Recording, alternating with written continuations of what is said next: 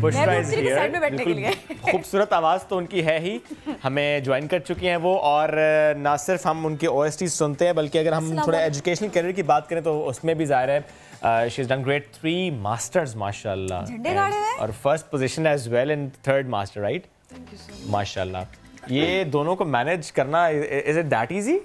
देखिए, ज़िंदगी में आप जो कुछ भी करना चाहें, अगर आपकी पोटेंशियल, आप फोकस्ड हैं तो आप सब कुछ अचीव कर सकते हैं। ये एक्सक्यूज़ेस हैं कि हम ये मैनेज नहीं कर सकते, या अगर इफ़ यू आर मैरिड तो आप एजुकेशन को कंटिन्यू नहीं कर सकते। लेकिन अगर आपके अंदर पोटेंशियल है, आपके अंदर एक लगन है किसी चीज़ को पाने की, तो आप वो बिल्कुल अचीव कर सकते हैं। अच्छा, ये बताएं ना, आपने यहाँ आने से पहले सोचा था क्या कि जब मैं जाऊँगी तो मैं इन लोगों को ये वाला गाना सुना दूँगी? ये हमारी ख्वाहिश पे होगा। वो तो जाहिर सी बात है, मैं प्यारा साउंड कर रही है। वाबस्तगी मेरी जो है, म्यूज़िक मेरा पैशन था, लेकिन एजुकेशन हमारा बैकग्राउंड इस हवाले से था, तो दोनों तरफ से मेरे ऊपर प्रेशर था। लेकिन जो मेरा पैशन था उससे मेरी सिंसेरिटी ये थी कि मैं कहती थी कि नहीं, मैं एजुकेशन को भी कंटिन्यू करूँगी, लेकिन मैं अपने पैशन को भी इन अ डिग्निफाइड वे। कितने OSTs so far? Approximately 50 to 60 OSTs. 50 to 60. अगर मैं ख्वाहिश आतिश की कर दूं तो ज़रूर, प्लीज।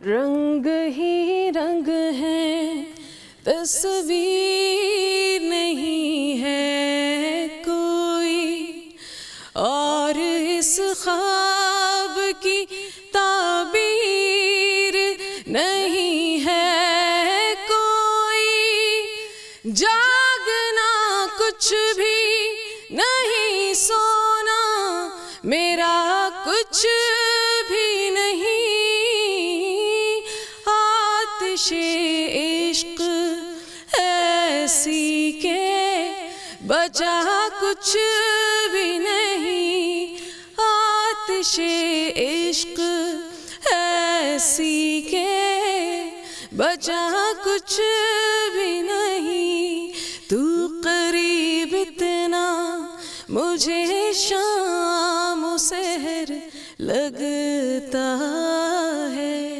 दिल की शाखों पे मोहब्बत का समर लगता है, तू मिला है तो कहूँ कैसे, मिला कुछ भी नहीं, आतिशे इश्क ऐसी के बचा कुछ भी नहीं।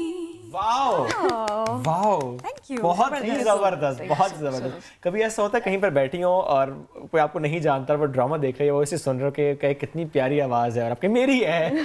बहुत दफ़ा ऐसा हुआ है, क्योंकि मैं इतना ज़्यादा मतलब जो प्लेबैक सिंगर्स होते हैं, लेकिन ये चीज़ बहुत ज़्यादा इंजॉय करते हैं। समटाइम्स अगर मेरे अपने जहाँ जिस इदारे से मैं वाबस्ता हूँ, तो वो आपस में बात हो रही थी, वो OST सुना था, तो फिर जब उनको बताया जाता है तो वो मेरे पास आते हैं, कहते हैं आपकी आवाज़ है। मैं कहती हूँ आवाज़ नहीं, वो कहते सुनाए तब हमें यकीन आएगा, तो फिर उनके लिए उनकी ख्वाहिश के तहत मुझे सुनाना पड़ता है। आप जो भी काम करती ना पूरे ध्यान से, पूरे दिल से करती है। ये बताइए, रियाज कितना करती हैं?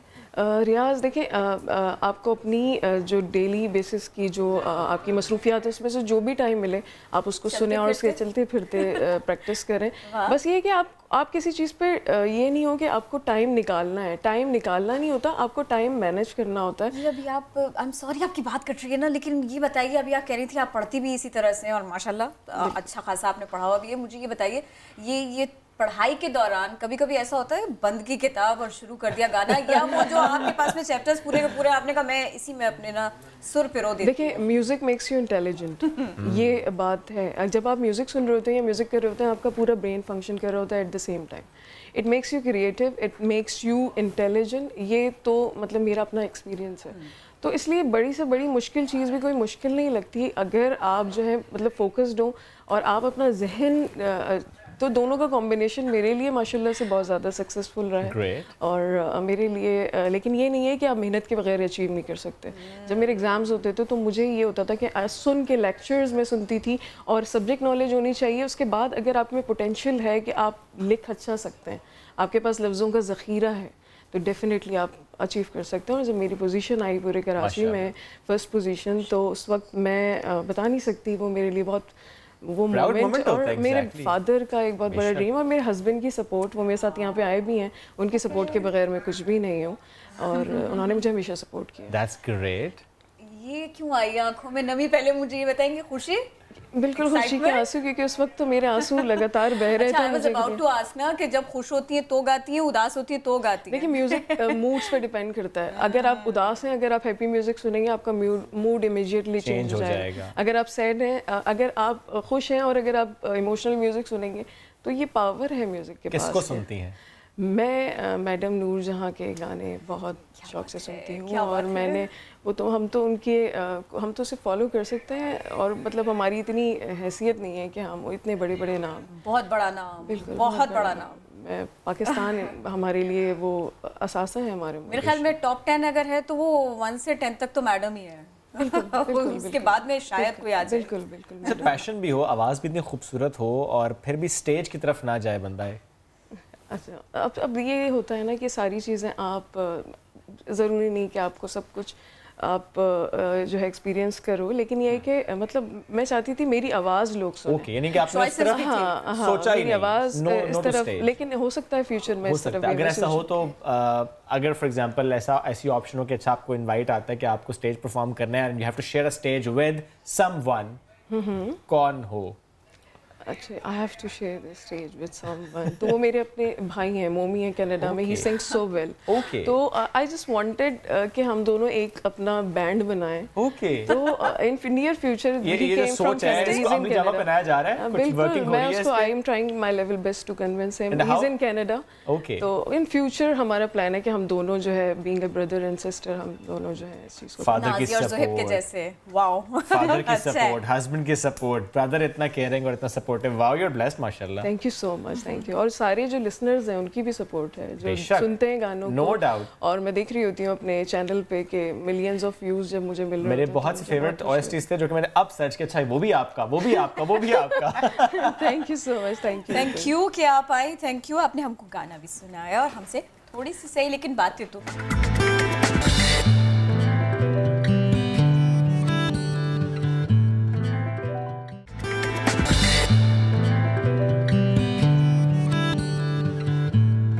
बुलंद हौसला और आगे बढ़ने की जो जुस्तजू है ना, ये ऐसी है कि इंसान मंजिल पा लेता है। पैदाइशी तौर पर दोनों हाथों से महरूम मोहम्मद अब्बास लिखना, कंप्यूटर चलाना, सजावटी अशिया बनाना, ये सब कुछ अंजाम देते हैं। ये इनकी ज़िंदगी की जो दिक्कतें हैं ना, वो हमारे सामने कितनी खूबसूरत शक्ल लेकर आती हैं। ज़रा देखिए तो सही। नवी जमात के तालिब इल्म से मिलिए, सिद्रा गयास इनके बारे में बताएंगी भी हमें और इनसे मिलवाएंगी भी। पैदाइशी तौर पर दोनों हाथों से महरूम, ये है लाहौर का रिहायशी मोहम्मद अब्बास, जो हाथों का काम भी पाँव से कर लेता है।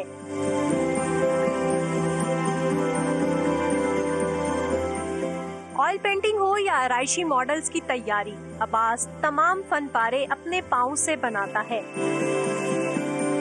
जब मैं बाहर जाता था तो लोग वगैरह देखते थे, पर मैंने किसी चीज़ की लोगों की परवाह नहीं की। जैसे कि दूसरे लड़के अपने माँ बाप के साथ खड़े हुए हैं, जॉब्स वगैरह कर रहे हैं, मैं ऐसे ही अपने माँ बाप के साथ खड़ा होना चाहता हूँ।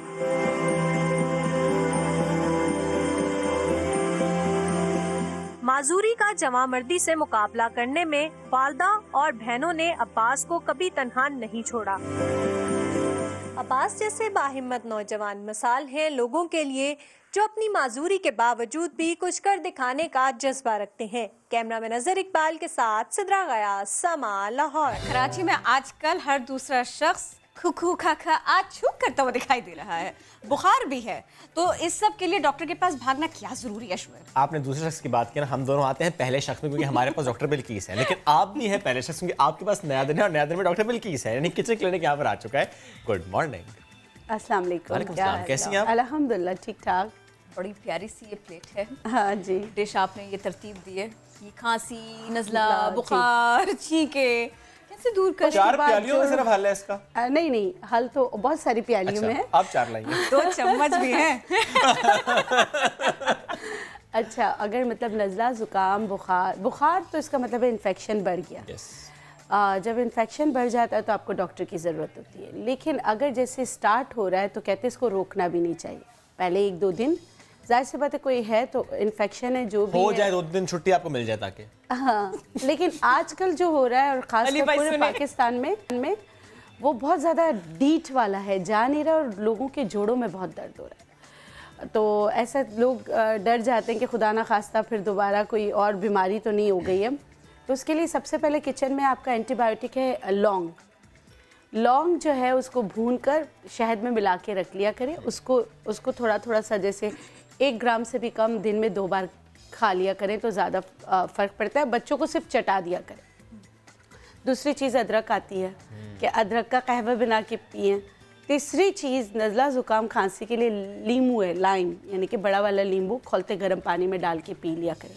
मगर आजकल के लिए जिस तरह का ये है जा ही नहीं रहा है। जितनी भी दवाइयाँ ले लें खांसी ऐसी होती है ऐसा लगता है कि पता नहीं कितने लोग अंदर से बोल रहे हैं। और ये 16 साल का जो लड़का है ये जब खांसता तो लगता है जैसे कोई 36 या 46। 2 साल बढ़ा क्यों दिया आपने? 14 ईयर ओके। चले 14 साल का कर हाँ, अब देखें 14 साल का लड़का मैं अब खांसता लगता है कोई बूढ़ा खांस रहा है। अगर 14 को 41 कर दें कोई मसला नहीं दोनों के लिए। आपने ये करना है कलौंजी लेनी है। कलौंजी को आप पीस के रख लें, एक बर्नी में रख लें। वैसे तो इसका जो असल तरीका वो ये है कि 2 चम्मच कलौंजी आपने लेनी है। आपने 2 ग्लास ही पानी लेना है। उसको इतना पकाना है कि वो 1 कप रह जाए। जब वो 1 कप रह जाए तो आप चाहें तो उसको छान लें। उसके बाद गरम पीना है और यहाँ रोक के पीना है और पिंच नमक डाल देना है। अच्छा, कुछ लोग घबराते हैं कि भाई कलौंजी जो बहुत गर्म होती है तो 1 टीस्पून से शुरू कर लें, लेकिन अगर सही तरीके से करें तो 2 टेबल स्पून है। 2 टेबल स्पून और 2 ही ग्लास पानी है। और फिर जब वो 1 कप रह जाए उसको छान के उसमें आप पिंच नमक डाल के और सिप पिए। उनकी वो खांसी जो किसी सूरत नहीं जा रही होती उसमें बहुत फ़र्क पड़ता है। अच्छा, एक तो ये भी है ना अगर सुबह थोड़ी सी सर्दी मिली तो शाम में नहीं मिली, शाम सर्द थी तो सुबह बिल्कुल मुख्तलिफ था। ये जो लहरें हैं ना हाँ वो खराब कर देती हैं। जैसे हम ठंडे से गर्म में जा रहे हैं, मॉल से निकले बाहर सूरज भाई आंखें दिखा रहे थे। अगर इस तरह की भाई आपने हाँ, उसके लिए सेब का जूस बहुत अच्छा होता है कि आप सेब का जूस जो है उसमें आप लौंग डाल के पिएं। तो फिर ये जो ठंडा गर्म का होता है ना कि आपको एकदम सर्दी से गर्मी में, गर्मी से सर्दी में, उससे भी आपको जो है ना स्नीजिंग हो जाती है, छींकें आना शुरू हो जाती है, एलर्जी होती है। तो फिर आप अगर किचन टिप करना चाहते हैं तो सेब का जूस उसमें आपने लौंग डालना है और वो पिए तो उससे आपको बहुत फ़र्क पड़ेगा। और ये कहा जाता है कि इस तरह का जो सीज़न है इसमें रोज़ाना ही कोशिश कर लें कि स्टीम ले लें, भाप ले लें। बहुत बेहतरीन चीज़ है नमक या नीम के पत्ते और नमक डाल के स्टीम लें तो बहुत अच्छा है। बल्कि अगर आप चाहें, क्योंकि बाज़ औक़ात ऐसे खुनकी की वजह से ना आपकी नाक जो है बिल्कुल ड्राई हो जाती, तो उसके लिए आप कह रहे हैं यूकलिप्टस के पत्ते, सफ़ेदा पूरे पाकिस्तान में आपको मिलता है। आपने एक पतीली में खूब पानी को खौलाया ढक्कन ढक कर, फिर जब मतलब कि सारे बच्चे सो गए, सब सोने वाला टाइम है, तो आपने क्या किया उसमें यूकलिप्टस के पत्तों को क्रश करके डाला, नीम के पत्तों को डाला और उसका जो ढक्कन हटा दिया। जो उसके फ्यूम्स जाएंगे पूरे रूम में तो वो मॉइस्चर भी करेंगे और जाहिर सी बात है आप इनहेल करेंगे तो आपकी जो नोज़ की ड्राइनेस होती है वो भी ख़त्म होगी। बाज़ औक़ात ऐसा होता है कि ड्राइनेस की वजह से ब्लीडिंग भी हो जाती है, उसमें भी फ़र्क पड़ेगा। अच्छा, एक कॉलर हमारे साथ है, पारस है हमारे साथ। डॉक्टर बिल्कीस आपकी बात सुन रही है, बताइए। हेलो, अस्सलाम वालेकुम। जी वालेकुम अस्सलाम। मैं पारस बात कर रही हूँ कराची से, मुझे डॉक्टर बिल्कीस से बात करनी है। हाँ जी, आप बात कीजिए। पारस बोलें। मुझे ये पूछना है कि जब से सर्दियाँ स्टार्ट हुई है मेरी खांसी ख़त्म नहीं इतनी, और मैं स्टीम भी देखती हूँ, सब कुछ एंटीबायोटिक भी लिए, फिर भी कुछ वक्त सही है, फिर नज़ला खांसी फिर वो ही स्टार्ट हो जाता है। तो इसका पता है जिससे सही हो जाए। अभी जो मैंने कलौंजी वाला टोटका बताया ना आप वो कीजिए, इंशाल्लाह उससे आपको फ़र्क पड़ेगा। ठीक है। Another caller Naseer from Karachi. Good morning, क्या आप पूछना चाहेंगे? डॉक्टर बिल्कीस आपको सुन रही है।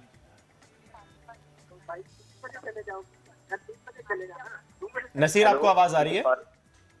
जी आवाज आ रही है, लेकिन वहाँ कॉल तो लगी हुई है। सर सवाल कीजिए। मेरा सवाल डॉक्टर बिल्कीस से ये है कि बच्ची है मेरी, तकरीबन कोई 2 महीने की है, उसको पिछले 1 महीने से गैस का प्रॉब्लम चल रहा है, पेट में गैस का प्रॉब्लम है, फूला फूला सा लगता है और उसकी दर्द की वजह से तो तकलीफ भी होती है। और इसके अलावा हम डाइगेट के कतरे वगैरह ये भी दे चुके हैं और भी बहुत सारी चीजें डॉक्टर्स ने दी हैं। अच्छा, मुझे एक बात बताएं, बच्ची बहुत छोटी है, 2 महीने की है, तो मदर फीड पर है? मदर फीड नहीं, वो बाहर का फीड लेती हैं, लैक्टोजन देते हैं उसको 1। अच्छा, तो आप ऐसे कीजिए, उसके डॉक्टर के पास जाए, उसका दूध चेंज कराएं, ठीक है।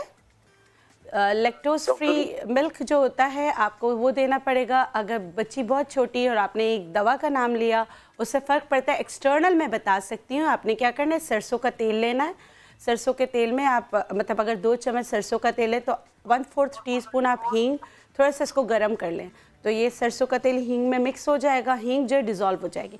इससे जो है ना पेट पे आप क्लॉकवाइज और एंटी क्लॉकवाइज मसाज कराएं और बच्चे को लैप पे थोड़ा सा उल्टा करने की कोशिश करें, तो उससे भी बहुत फ़र्क पड़ता है न्यूबॉर्न बेबीज़ के लिए।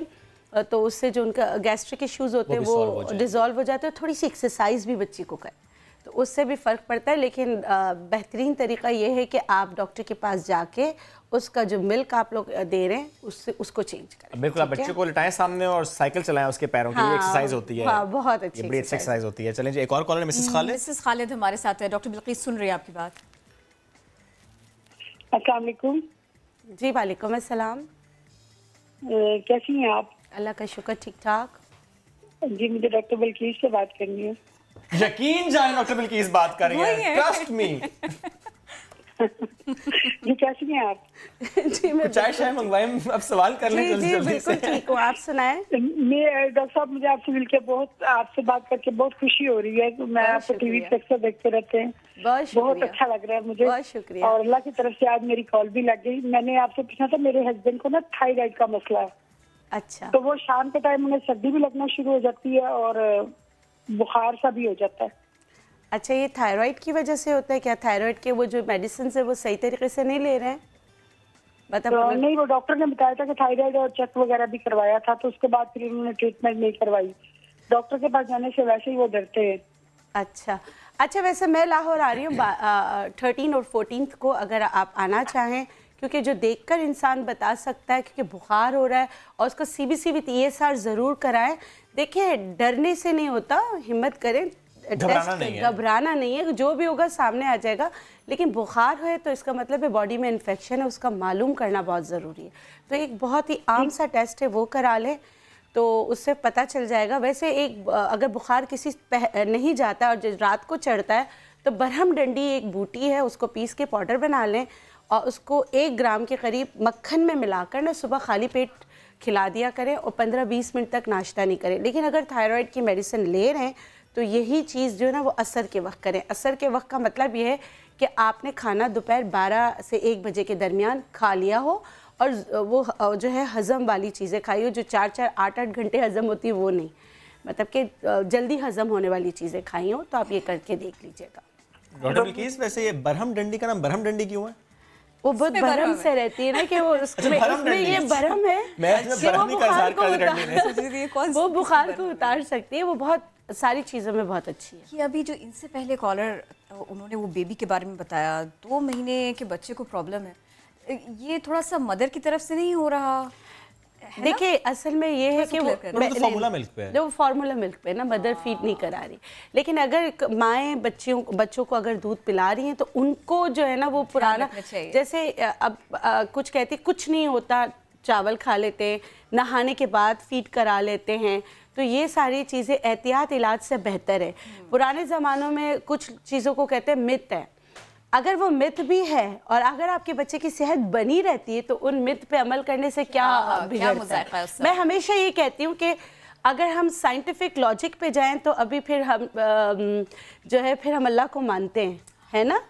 तो इसलिए ये है कि आप लॉजिक हर चीज़ में ना ढूंढे, अपनी आसाइशें ढूंढे। ये देखें कि आपके बच्चे की सेहत किसमें, वो चाहे लौंग से मिले, हाँ चाहे लौंग के लश्कारे से मिले, लौंग का लश्कारा क्या हो गया वैसे ही। बहुत शुक्रिया डॉक्टर बिल्किस। इससे पहले कि मैं मज़ीद गड़बड़ करूं, बढ़ना चाहिए हमें आगे।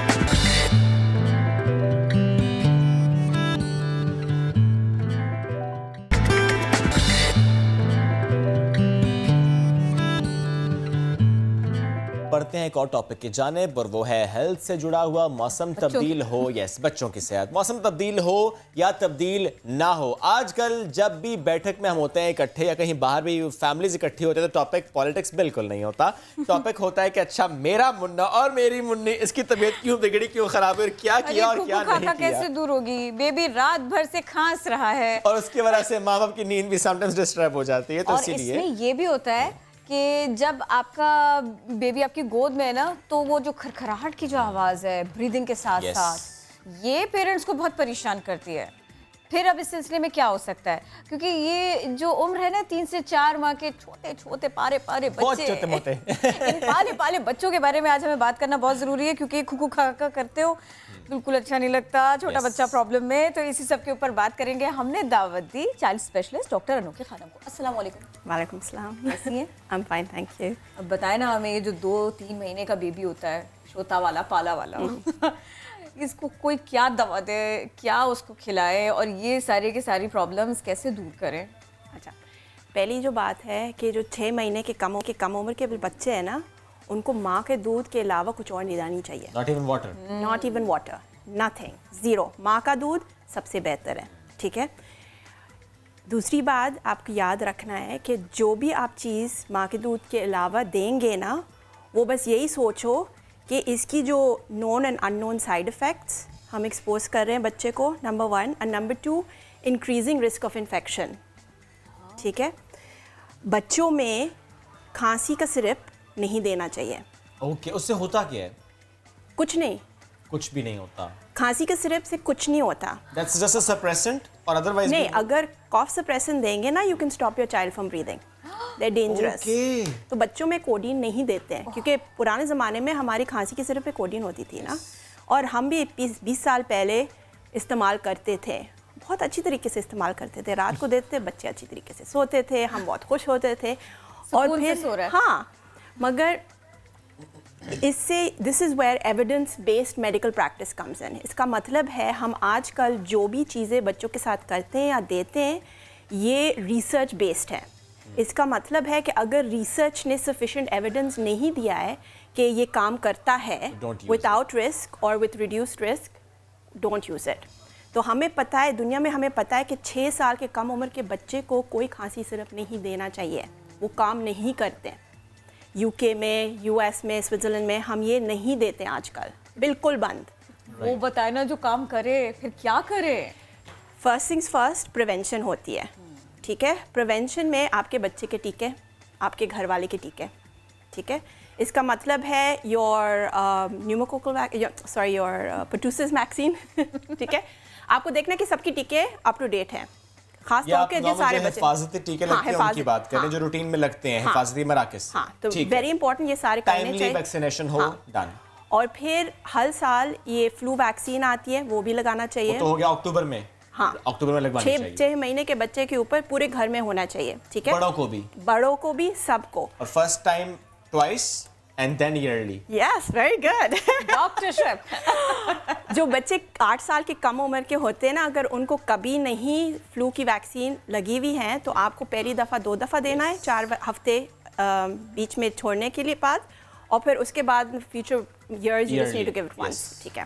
That's one thing. The next prevention होती है हैंड वॉशिंग। लोग हैरान होते हैं कि ये सिर्फ एक आसान चीज़ करने के साथ आप अपने घर में और अपने आप को बीमार होने से बचा सकते हैं। Is really important. ये जो हैंड सैनिटाइजर्स है, दिस इज़ नॉट इनफ, ये सफिशिएंट नहीं होती है। आपको हाथ पानी के नीचे डालना होता है 20 सेकंड्स के, 20 सेकंड साबुन से अच्छी तरह हाथ धो लें।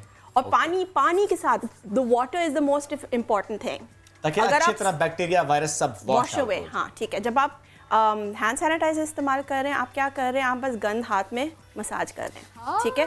ये जो डायरिया की जरासीम होती है, ये हैंड सैनिटाइजर से ख़त्म नहीं होती है, और सारी वायरसेस हैंड सैनिटाइजर से ख़त्म नहीं होती है, सिर्फ हाथ धोने से होती है, ठीक है। That's like these are the 2 most important things to stop the prevention of spread of disease. Third thing is which is really really important कि जो 3 महीने के कम उम्र के बच्चे होते हैं ना, उनको बुखार नहीं होना चाहिए। अगर 3 महीने के कम उम्र के बच्चे को बुखार होते हैं ना, आपको फ़ौरन अस्पताल ले जाना चाहिए, स्पेशली वो जो 1 महीने से कम है। That is known as you need to treat it as sepsis until proven otherwise, ठीक है। ये बहुत ख़तरनाक टाइम पीरियड होती पहले 3 महीने, ठीक है। कि बुखार तो एक सिम्टम है, हाँ, reason would be something else. या बुखार का मतलब कुछ हो रहा है, ठीक है। फिर दूसरी सिम्टम जो होती है, ये फिर 3 महीने के बाद we are much more relaxed, ठीक है। बुखार का मतलब है कि आपका जिस्म लड़ रहा है, उसको लड़ने दो, ठीक है। आपको फोकस बच्चे पर करना है और नंबर पर इतना ज़्यादा फोकस नहीं करना है जो 3 महीने के ऊपर होते हैं। जो छोटे बच्चे होते हैं ना, वो प्रीडोमिनेंटली नेज़ल ब्रीदर्स होती है। इसका मतलब ये सिर्फ नाक से साथ सांस ले सकते हैं, मुंह से साथ नहीं, जैसे हम जो बड़े होते हैं, ठीक है। तो उनको जो नज़ला ज़ुकाम होती है ना, आपकी जो पहली काम है ये नाक को साफ रखना, तो सही कर रहे हैं, ठीक है। बच्चे को कोई नेज़ल डिकंजेस्शन नहीं देना चाहिए, नाक में कोई दवाई नहीं रखना चाहिए, सिर्फ ये स्टेराइल वाटर की नमक पानी, सलाइन वाटर से nebulize, exactly, not nebulize, nebulize नहीं, नेबुलाइज तो वो भी पुराना जमाना का हो गया। घर पर हम आजकल नेबुलाइज नहीं करते, अस्पताल में नेबुलाइज करते। जो मैं बोल रही हूँ ना, वो घर के बारे में बोल रहे हैं, ठीक है। आजकल हम नहीं करते ये नॉर्मल सलाइन, तो यूके में हमने कभी नहीं किया है, स्विट्जरलैंड में कभी नहीं किया, ये सिर्फ यहाँ पर होती है, पाकिस्तान नहीं होती। अब तो ये टोटका होगा। हाँ, यूएस में भी नहीं होता, ठीक है। माय सिस्टर से पीडियाट्रिशियन थे, मैंने उसके साथ भी बात किया था कि आप लोग ये करते हैं, उन्होंने बोला नहीं हम नहीं करते, ठीक है। आपको क्या करना है, बहुत आसानी चीज़ होती है, नमक पानी, सेलाइन नोज ड्रॉप्स, जो छोटे छोटे मुन्ने मुन्ने जो बेबीज़ होते हैं, ड्रॉप्स या स्प्रे जो 6 महीने के ऊपर वाले बच्चे, और ये एक एस्पिरेटर होती है, नेज़ल एस्पिरेटर। तो पहले ड्रॉप्स या स्प्रे डालना, 5 मिनट के बाद उसको खींचना है, suck it out, the snot. Yeah, it's disgusting. I know, it's disgusting. But it's for baby, it's very good. Yeah, और जब आप नाक साफ करते हैं ना, तो बच्चे को सांस लेने में आसानी हो जाती है। Exactly. सबसे ज़्यादा जो आप बोल रहे हैं ना, खड़खड़, ये सब ये ऊपर से आती है, इसलिए हम कहलाता है, हम बोलते हैं अपर रेस्पिरेटरी ट्रैक्ट इन्फेक्शन। अरे वाह, आधा डॉक्टर तो यहाँ पर बैठा हुआ है। किरण ने मुझे ऑनरी डिग्री दी हुई है, चलती फिरती क्लिनिक। उल्टा मैं तो ये भी करती हूँ, अरे तुम्हें ये प्रॉब्लम, जाओ जाओ शुएब से पूछो। वॉकिंग इंसाइक्लोपीडिया, वाह वाह, हू नीड्स विकिपीडिया ना। नहीं तो हमारी जो एग्जैक्टली आमतौर पर ये जो वायरसेस होते हैं, और आमतौर पर वायरस ही होती है, तो ये अपर रेस्पिरेटरी ट्रैक्ट को अटैक करते हैं, और जब ये नाक और जो पीछे जब सब बंद हो जाता है ना, तो बच्चों को सांस लेने में मुश्किल भी हो जाती है, ठीक है। तो इट्स रियली इंपॉर्टेंट कि नाक को साफ रखना, ठीक है। You do that and you see how the child is reacting, ठीक है। रेड फ्लैग्स, मैं बोलती हूँ कि 99% जो बीमारियाँ होती, वायरस होती है, आपको बस ख्याल रखना होता है कि रेड फ्लैग्स की, ठीक है। जो नज़ला खांसी की रेड फ्लैग्स होती है, वो है नंबर 1, जो छोटे छोटे बेबीज़ में होते हैं ना, ये कैसे पी रहे हैं। जैसे मैंने बोला है कि ना, दिन प्रीडोमिनेटली नेज़ल ब्रीदर्स, ये सिर्फ नाक से सांस ले सकते हैं। तो अगर नाक बंद है या उनको सांस लेने से मुश्किल हो रहे हैं ना, तो ये सही से दूध नहीं पिएंगे, ठीक है। तो ये तो पहली वार्निंग साइन है कि अगर आपका बच्चा आधा से कम दूध ले रहा है, तो आपको इसको अर्जेंटली डॉक्टर के पास ले जाना होगा, ठीक है। बिल्कुल लाइट नहीं ले, no, don't take it lightly. अगर बुखार भी नहीं है, मगर अगर वो नहीं पी रहा है, तो उसकी nutritional is not being completed, तो आपको ले जाना चाहिए। नंबर 2, ये जो छोटे बच्चे हैं ना, ये हमसे ज़्यादा तेज़ सांस लेते हैं, वो बिल्कुल नॉर्मल होती है, ठीक है। आराम में अगर आप देख रहे हैं कि आपके बच्चे बहुत जल्दी सांस ले रहे हैं, या इनके रिब्स के बीच में बहुत प्रोमिनेंट हो रहे हैं, सकिंग इन, डिप्रेशंस हो रही है, तो दैट्स अनदर वार्निंग साइन। इसका मतलब है आपको बच्चे को जल्दी से जल्दी डॉक्टर के पास ले जाना चाहते हैं, ठीक है। इस उम्र के बच्चे में ये एक बीमारी होती है जो कहलाती है ब्रोंकियोलाइटिस। ये क्यों होती है? क्योंकि इन उम्र के बच्चे, इनकी एनाटमी जो होती है ना, इनकी लंग्स थोड़ी सी सख्त होते हैं और लिटिल बिट हाइपर रिएक्टिंग, ठीक है। तो उसमें ज़्यादा म्यूकस भी फंस जाती है, और फिर ये जैसी rattle rales and whistling sounds आती हैं जब हम सुनते हैं, ठीक है। This is called bronchiolitis. Again, इसके ख़िलाफ़ हम ज़्यादा नहीं कर सकते। मैं हर वक्त पेरेंट्स को बोलती हूँ कि आप जो भी कर रहे हैं, we know, research has shown, आप कुछ भी नहीं कर सकते। आपको बस देखना कि बच्चा सही से पी रहा है, सही से सो रहा है, आप सब लोग हाथ धो रहे हैं, नाक साफ रख रहे हैं, टीके लगा रहे हैं, इसके ज़्यादा आप कुछ नहीं कर सकते। प्रिवेंशन करें, don't go for antibiotics. Antibiotics वो उस वक्त आती है जब व्हेन वी आर थिंकिंग कि ये कहीं कहाँ सेकंडरी होंगी ना, वो घर में डॉक्टर्स नहीं, absolutely not, without a doctor's prescription, absolutely not. और ये बहुत आजकल तो फॉर एग्ज़ाम्पल हम रैपिड टेस्ट कर, पाकिस्तान में अनफॉर्चुनेटली क्लिनिक में नहीं होती, मगर यूके में हम वो रैपिड RSV टेस्ट करते थे, स्विट्ज़रलैंड में भी करते थे। जब बच्चे आते थे ब्रोंकियोलाइटिस के साथ हम वो करते थे, और अगर पॉजिटिव था हमें पता है कि इसके बच्चे की सांस ज़्यादा जल्दी चलेगी, उनको ऑक्सीजन मिलना होगा, उनको हाइड्रेशन सपोर्ट मिलनी होगी। और क्योंकि हमने देखा है कि RSV ब्रोंकियोलाइटिस है, पॉजिटिव है, हमें पता था it doesn't matter how sick the child got, हम उनको एंटीबायोटिक नहीं देते थे। ये टेस्ट यहाँ पे होता ही नहीं है या प्रैक्टिस नहीं है? No, rapid test I don't think we get it. I've not seen it, but maybe in the hospitals, maybe in the hospitals they have it. चाहिए और इस तरह की बहुत सी practices हैं जो कि पाकिस्तान में होनी चाहिए. Otherwise, prevention is better than cure. Same thing with the influenza, rapid influenza. My sister. For all the viruses. हाँ, well we don't have it for all the viruses. हमारे पास सारे viruses के साथ उनके पास rapid test नहीं आती है ना. मगर influenza virus की मगर मेरी बहन इस्तेमाल करती है. US में it's standard there that you do the rapid test. और अगर आप पहले 48 hours में ट्रीट करते हैं, if it's influenza positive, it sometimes it helps shorten the illness. ठीक है, so there's a reason why we do these things. थोड़ा वक्त लगेगा पाकिस्तान में. मगर this is going into हाँ, मगर this is going to complex. थोड़ा ही लगे. This is going to complex. Basic thing is ये याद रखना है कि as long as you're doing all the prevention, as long as you're keeping your child's nose clean, as long as जब तक आप देख रहे हैं कि आपके बच्चे सही से दूध पी रहा है और जो बड़े बच्चे सही से खाना खा रहे हैं, आपको बस वार्निंग साइंस के बारे में जानना चाहिए और ख्याल रखना चाहिए, और अगर वार्निंग साइंस आ रहे हैं तो डॉक्टर के पास जाना चाहिए।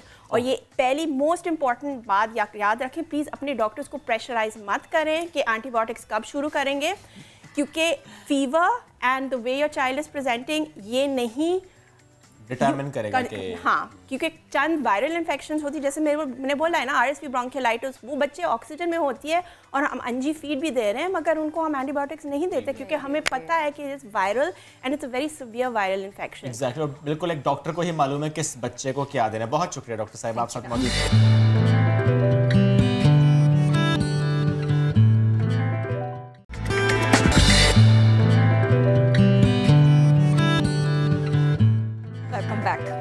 Go green, beautiful green. और हमारे नौजवान, पाकिस्तानी नौजवान बड़ा अच्छा काम कर रहे हैं। क्या बात है जनाब, क्या बात है। कोई मुकाबला हो, ये जीत करना है मुमकिन नहीं है। और इतने ज़्यादा मेडल्स ले लेते हैं, इतने ज़्यादा, जिनको आज हम आपसे मिलवा रहे हैं ना, इन्होंने इतने मेडल्स ले लिए, अब जगह नहीं बची है, अब उसके आगे बिल्कुल जगह नहीं बची है। वो देखे तो सही, एक के बाद एक जहां जाते हैं मेडल और ट्रॉफी लेकर आते हैं और फिर होते हैं हमारे मेहमान। इवन टाइम मैगजीन के people magazine, I stand corrected, people magazine के कवर फोटो पे इनकी पिक्चर भी है इस टाइम पीपल मैगजीन। यस, तो हमारे साथ मौजूद हैं वी हैव सनिया आलम। और ये इनके बारे में जो इंट्रोडक्शन है ना, बड़े मजे का है कि सनिया जो है, टोटल जो सीनियर लाइसेंस्ड पीपल है दुनिया भर में 4 हैं, and she's one of them. Great. And we have Ima Alam, welcome कहेंगे आपको, we have Shomi Alam and we have Syeda किस्सा ज़हरा। बहुत शुक्रिया आप सबका। आपसे पहले बात नहीं हमने करनी, हमने पहले इनसे बात करनी जो इस बार जो ना दिसंबर में जीत कर आए हैं। स्टार्टिंग फ्रॉम इमा, मुझे ये बताएं कि आप इस बार किस कैटेगरी में थी, और आपने माइंड मैपिंग में थी, मेमोरी में थी, किस में थी? तो इतने ज़्यादा आप कोर्सेज कराते हैं, हम भी परेशान हो जाते हैं, हमें नहीं करा रहे आप लोग कोर्सेज, अच्छी बात नहीं है ये। चकराए हमें थे, वो नेशनल कंपटीशन थे, और इस बार हमने वर्ल्ड कंपटीशन में हिस्सा लिया जो कि साल के एंड में होता है। और माइंड मैपिंग कंपटीशन में 200 से ज़्यादा लोग थे, 200 से ज़्यादा लोग। यस, एंड जिसमें I became the junior world mind mapping champion. और उसके अलावा माइंड मैपिंग के तीनों डिसिप्लिन्स में मैंने 3 गोल्ड मेडल्स जीते और 200 लोगों में से सिल्वर मेडल जीता। 200 लोगों में सिल्वर, यस। और उसके अलावा वर्ल्ड मेमोरी चैम्पियनशिप में भी मैंने हिस्सा लिया जिसमें 500 से ज़्यादा लोग थे, और इसमें मैंने 10 डिसिप्लिन्स में से एक डिसिप्लिन में ब्रॉन्ज मेडल जीता। इतने ज़्यादा मेडल्स हैं, 1 2 3 4 5 6 7 8 9, टू मेनी मेडल्स हैं। आप हिम्मत करें काउंट करने की, मैं सिर्फ देख करके ना बहुत सारे ट्रॉफीज। सारी बात है, क्या करें, इतना कुछ कैसे यहाँ पर लाएंगे। सो शोमी, आप किस कैटेगरी में थी? मैंने जो है वर्ल्ड माइंड मैपिंग चैम्पियनशिप में हिस्सा लिया था, और उसमें जो है 3 डिसिप्लिन्स होते हैं, उसमें से एक में मैंने ब्रॉन्ज मेडल हासिल किया इन एडल्ट कैटेगरी। और माइंड मैपिंग को मैं थोड़ा एलैबोरेट करूँ तो it's the art of summarising, जिसके ज़रिए जो है आप बहुत सारी इंफॉर्मेशन को मैनेज ये समझाइए, इसको उठा लीजिए प्लीज साथ। अब समझाइए जो आपने मैप बनाया है। आर्ट ऑफ समराइजिंग वो तोड़ी में बहुत शुक्रिया। ये ओ लेवल की इकोनॉमिक्स है, राइट? ओ लेवल की इकोनॉमिक्स है, और एक तरफ है बुक और एक तरफ है map. Please elaborate. So this is 24 pages of economics की book. Okay. और इसके जो है नोट्स जो हैं एक पेज पे समराइज्ड है as a mind map. Okay. तो ये जो है एज आप देख सकते हैं it's a visual learning tool इसको देखते हुए जो है आपको ब्रेन इजीली इंफॉर्मेशन को स्टोर कर सकता है और सही टाइम पे उसको रिकॉल कर सकता है. मुश्किल मालूमात को आसान बनाया और उसके बाद में वो सब कुछ आपके जहन में महफूज हो गया, याद ये मैप आपने ना प्रिंट कर लिया है. तो ये कितनी देर में बनता है एक मैप? वेरी इजीली, जैसे जैसे आप पढ़ें वैसे वैसे आप बनाते जाएं. और एक किताब अगर ये 24 पेजेस का है, आपके पास 100 पेजेस की किताब है, 200 पेजेस की किताब है, आपके 10-15 माइंड मैप बन गए एंड देन यू डन. तो इन सब ने ऐसे एग्जाम्स दिए हैं.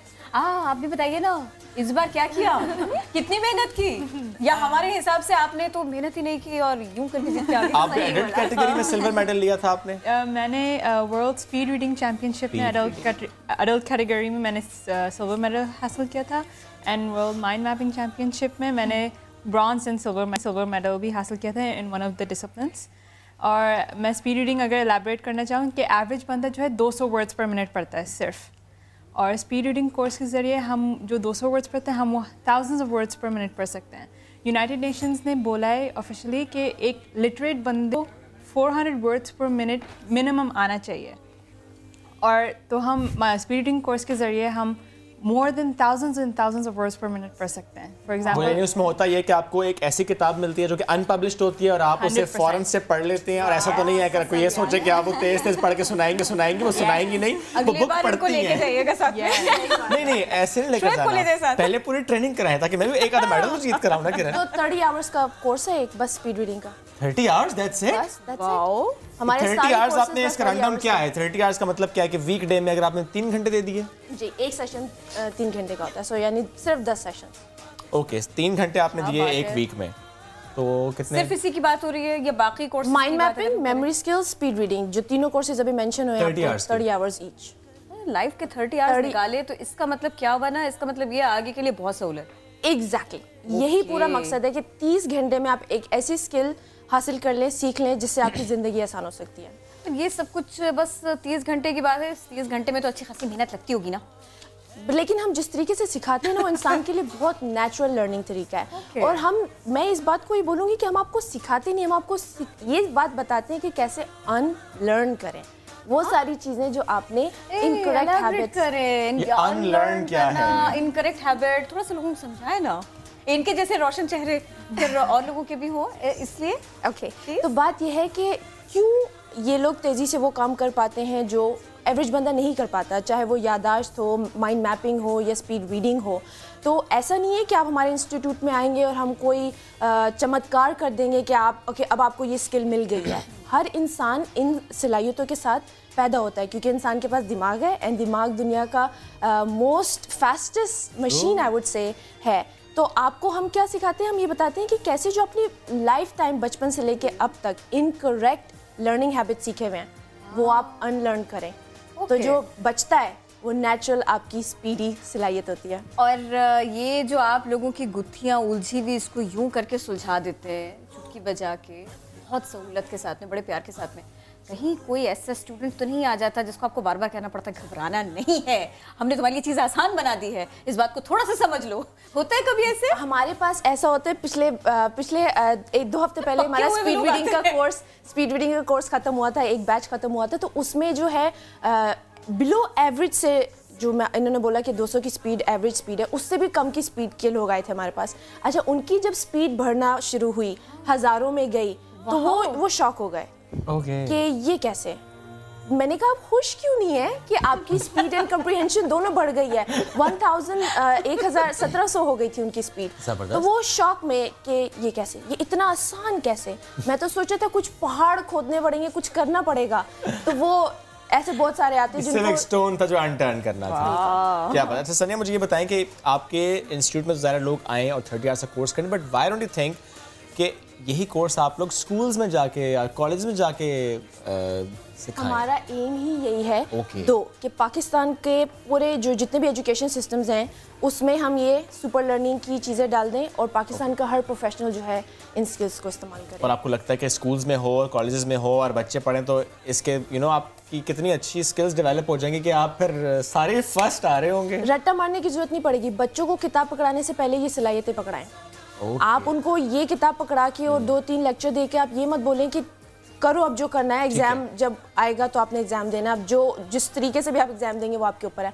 आप उनको सलाहियत तो देना। और मिनिमम एज क्या हो जो बच्चा आपके पास आए? 10 साल। हम 10 साल छोटे बच्चे थोड़ा सा वेट करें। बहुत शुक्रिया आप सब साथ मौजूद थे। मैं 10 साल से बड़े बच्चे को आपके पास भेजूंगी। थोड़ा सा ही बड़ा हूँ। थोड़ा सा बिल्कुल। कुछ मौज़ूआत हैं बाकी और मौज़ूआत पर बढ़ने से पहले एक बाहिम्मत लड़की से आपकी मुलाकात करते हैं। बहादुर खातून कहते हैं हम इनको। फैसलाबाद से इनका ताल्लुक़ है। खुद जाती हैं मंडी और वहाँ से फ्रूट ख़रीदना, उसके बाद रेडी पर फ़रोख्त करना क्योंकि घर का चूल्हा है जलाना। बड़ी ज़बरदस्त खबर वहाँ से आई। तो जनाब ये बाहिम्मत खातून, इन्हीं से मिलिए शाहीन शहजादी की रिपोर्ट में। मेरा दिन 6 बजे से शुरू हो जाता है और मैं घर से जाने के लिए रिक्शा लेती हूँ स्टॉप से और उधर सदार बाईपास 1 घंटा लग जाता है।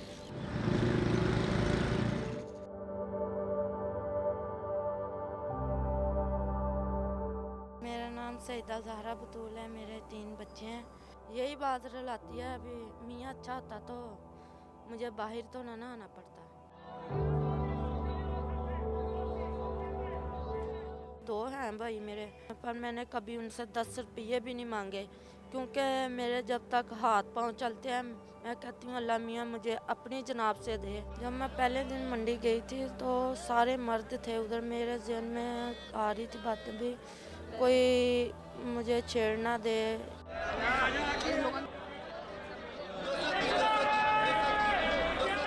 डर था कोई बातें ना करे, ये तो अकेली औरत है, चलो हम इससे पैसे छीन लें। लेकिन मैंने फिर सोचा चलो मेरे बच्चे हैं, कोई बात नहीं। फ्रूट मंडी में तो सारे मर्द होते हैं, तो आप बोली किस तरह से लगाती हैं? आवाज़ पहुंच जाती है उन तक? वो बोली लगाते हैं, मैं अपने ना इशारे से उनके कह देती हूँ, फिर वो मुझे उस कीमत में दे देते हैं।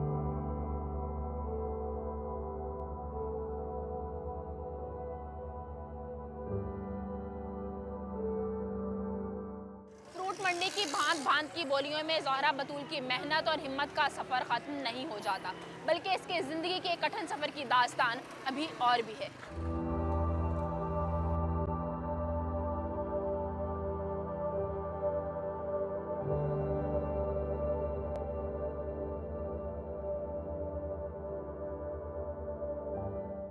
ज़िंदगी की मुश्किलों से लड़ते हुए जब एक खातून अपने घर से निकलती है और ज़िंदगी का सामना करती है तो उसे किन किन बातों की परवाह करनी पड़ती है।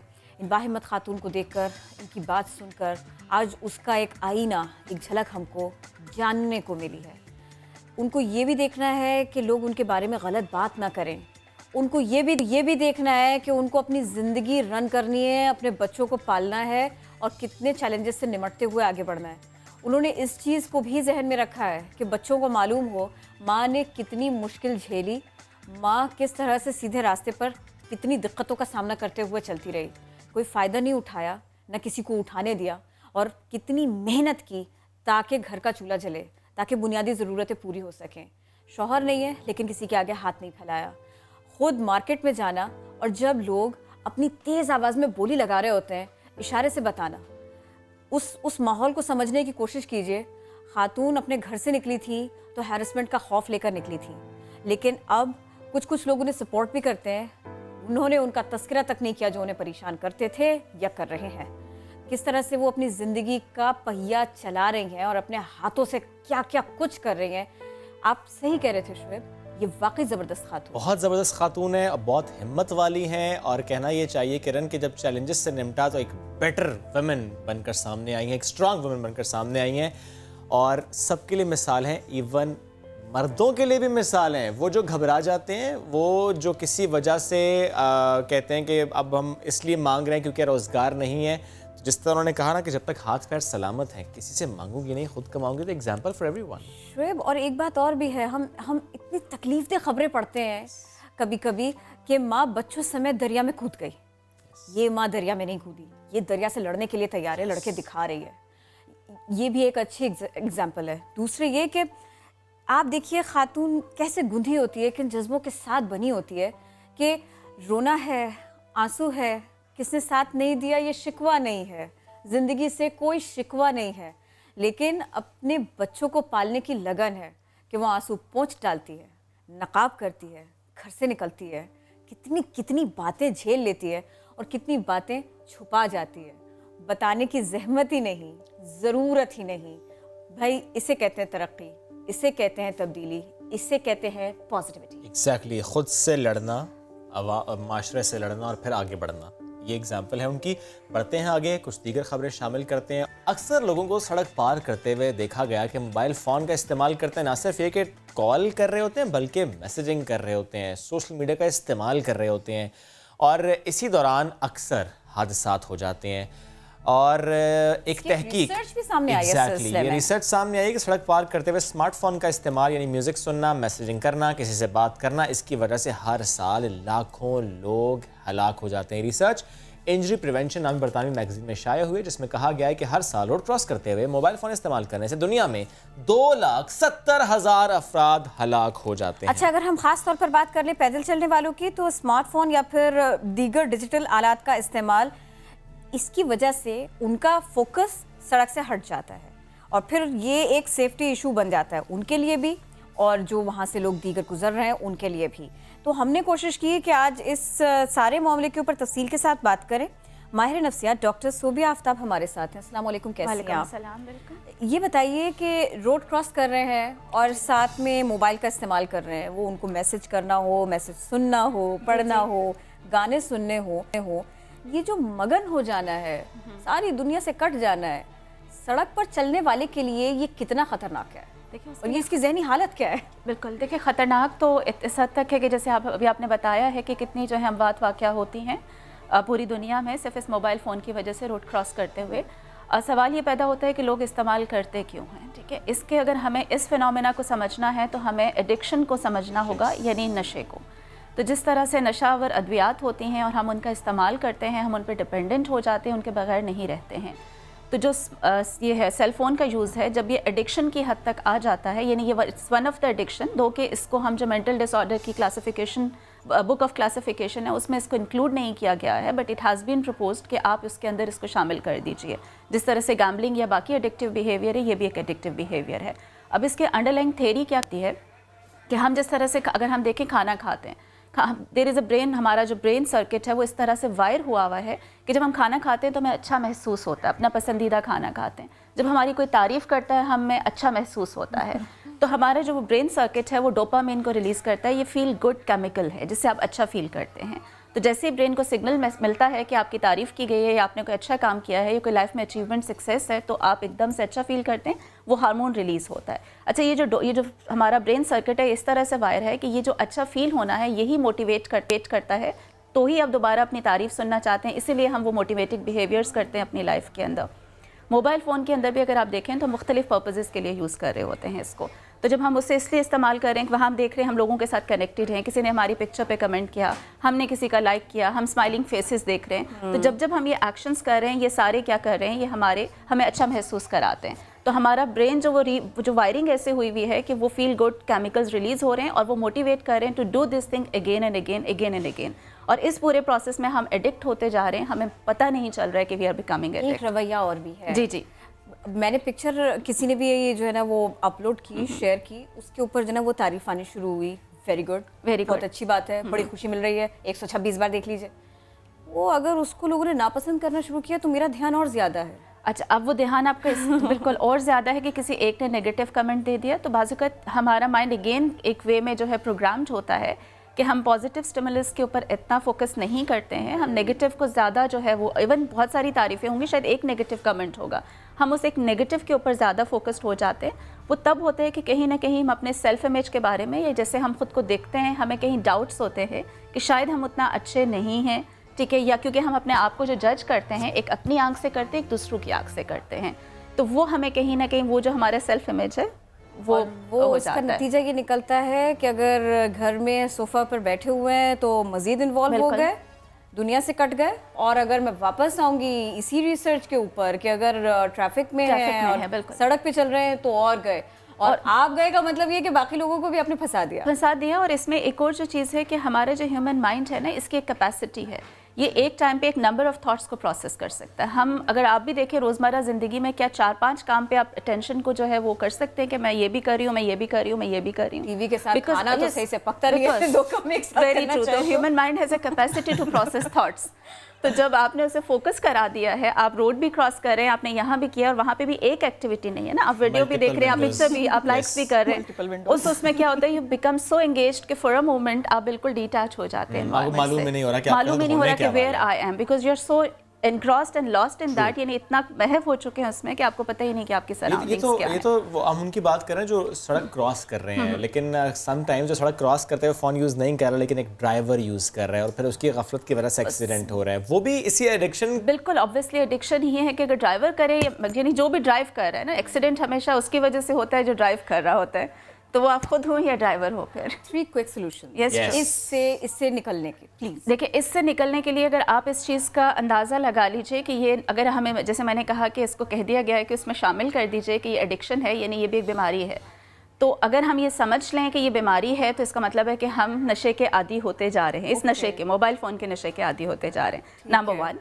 सेकेंड जो है, हमें जो करना है, how we can get rid of it, हमें अपने, यानी रिमोट कंट्रोलर हमें अपने हाथ में लेना है। जब मैं ऑफिस से निकल रहा हूँ, मैं कहीं पे हूँ, किसी ऐसी जगह पे हूँ, तो मैं इसका अपना इससे जो इसको है साइलेंट पे कर दूँ, या मैं जो है अपना वाईफाई ऑफ कर दूँ ताकि मेरे इसके पास एक्सेस ही ना हो, क्योंकि नोबडी एल्स विल कम, को दूसरा नहीं आएगा, ये आपको खुद ही करना है। ठीक है, एक ये कर लीजिए कि आपने ये कर लिया। थर्ड ये चीज़ कि इस वजह से आप लोगों से कटते चले जा रहे हैं, आइसोलेट होते चले जा रहे हैं, you need to realise that कि आपकी ये इमेजिनरी वर्ल्ड है, आप रियल वर्ल्ड से दूर होते चले जा रहे हैं। बात आगे रुक जाती है अंडरस्टैंडिंग पर। Very true. और एक चीज़ जो है कि इसकी वजह से जो है सबसे ज़्यादा डिप्रेशन हो रहा है, क्योंकि आप एक इमेजिनरी वर्ल्ड के अंदर रह रहे हैं, रियल वर्ल्ड से कट गए हैं, और आपके डिप्रेशन को ओवरकम करने के लिए ज़रूरी है रियल लाइफ की तारीफ होगी तो बिल मुशाफा होगी, और अगर किसी को उसकी डिसलाइक का जवाब देना है तो वो भी जाके मिल के दे दें। तो पॉजिटिविटी खुद ही से जनरेट हो जाएगी। बहुत शुक्रिया, आप साथ मौजूद थे और इस सिलसिले में गुफ्तगू करते जा रहे हैं। It's a vast topic. इस तरह हम कराची के पर्सपेक्टिव से देखते हैं कि अगर कोई शख्स ड्राइविंग करते हुए फ़ोन का इस्तेमाल करे, धड़ा धड़ा आजकल चलान हो रहे हैं। अब मैं तो ये कहता हूँ कि जो पैदल चलते हैं फ़ोन यूज़ करना, पुलिस वाले उनका भी चलान करें, एक तो रेवेन्यू जनरेट हो जाएगा। यूज़ कर रहे हैं नहीं, उनको तो पढ़े बंद कर दें, मतलब बाइक पे चलते हुए आपने यूँ करना है, यूँ करना है, करना क्या है, करना क्या चाह रहे हैं। आपके पास बहुत सख्त सजा है आज। वेरी ट्रू, मैं बहुत सख्त हो रहा हूँ आज। वेरी सफाक। चलिए ठीक है जी, हम बढ़ते हैं आगे। ज़्यादा सफाकी नहीं करते हैं। बड़ा अच्छे से इस्तेमाल भी होता है, बड़ी सहूलत भी होती है ना। उन्होंने बताया था आप उसका डाटा ऑफ कर दें, रख दें, क्योंकि ज़्यादा हमारे जो हम गुम होते हैं वो होते हैं wifi, I mean data connect होने से। फ्री वाईफाई तो आजकल नहीं मिल रहा। डाटा कनेक्ट होने के बाद जब हम व्हाट्सएप पर खो जाते हैं, खोना नहीं है, खुलते चले जा रहे हैं।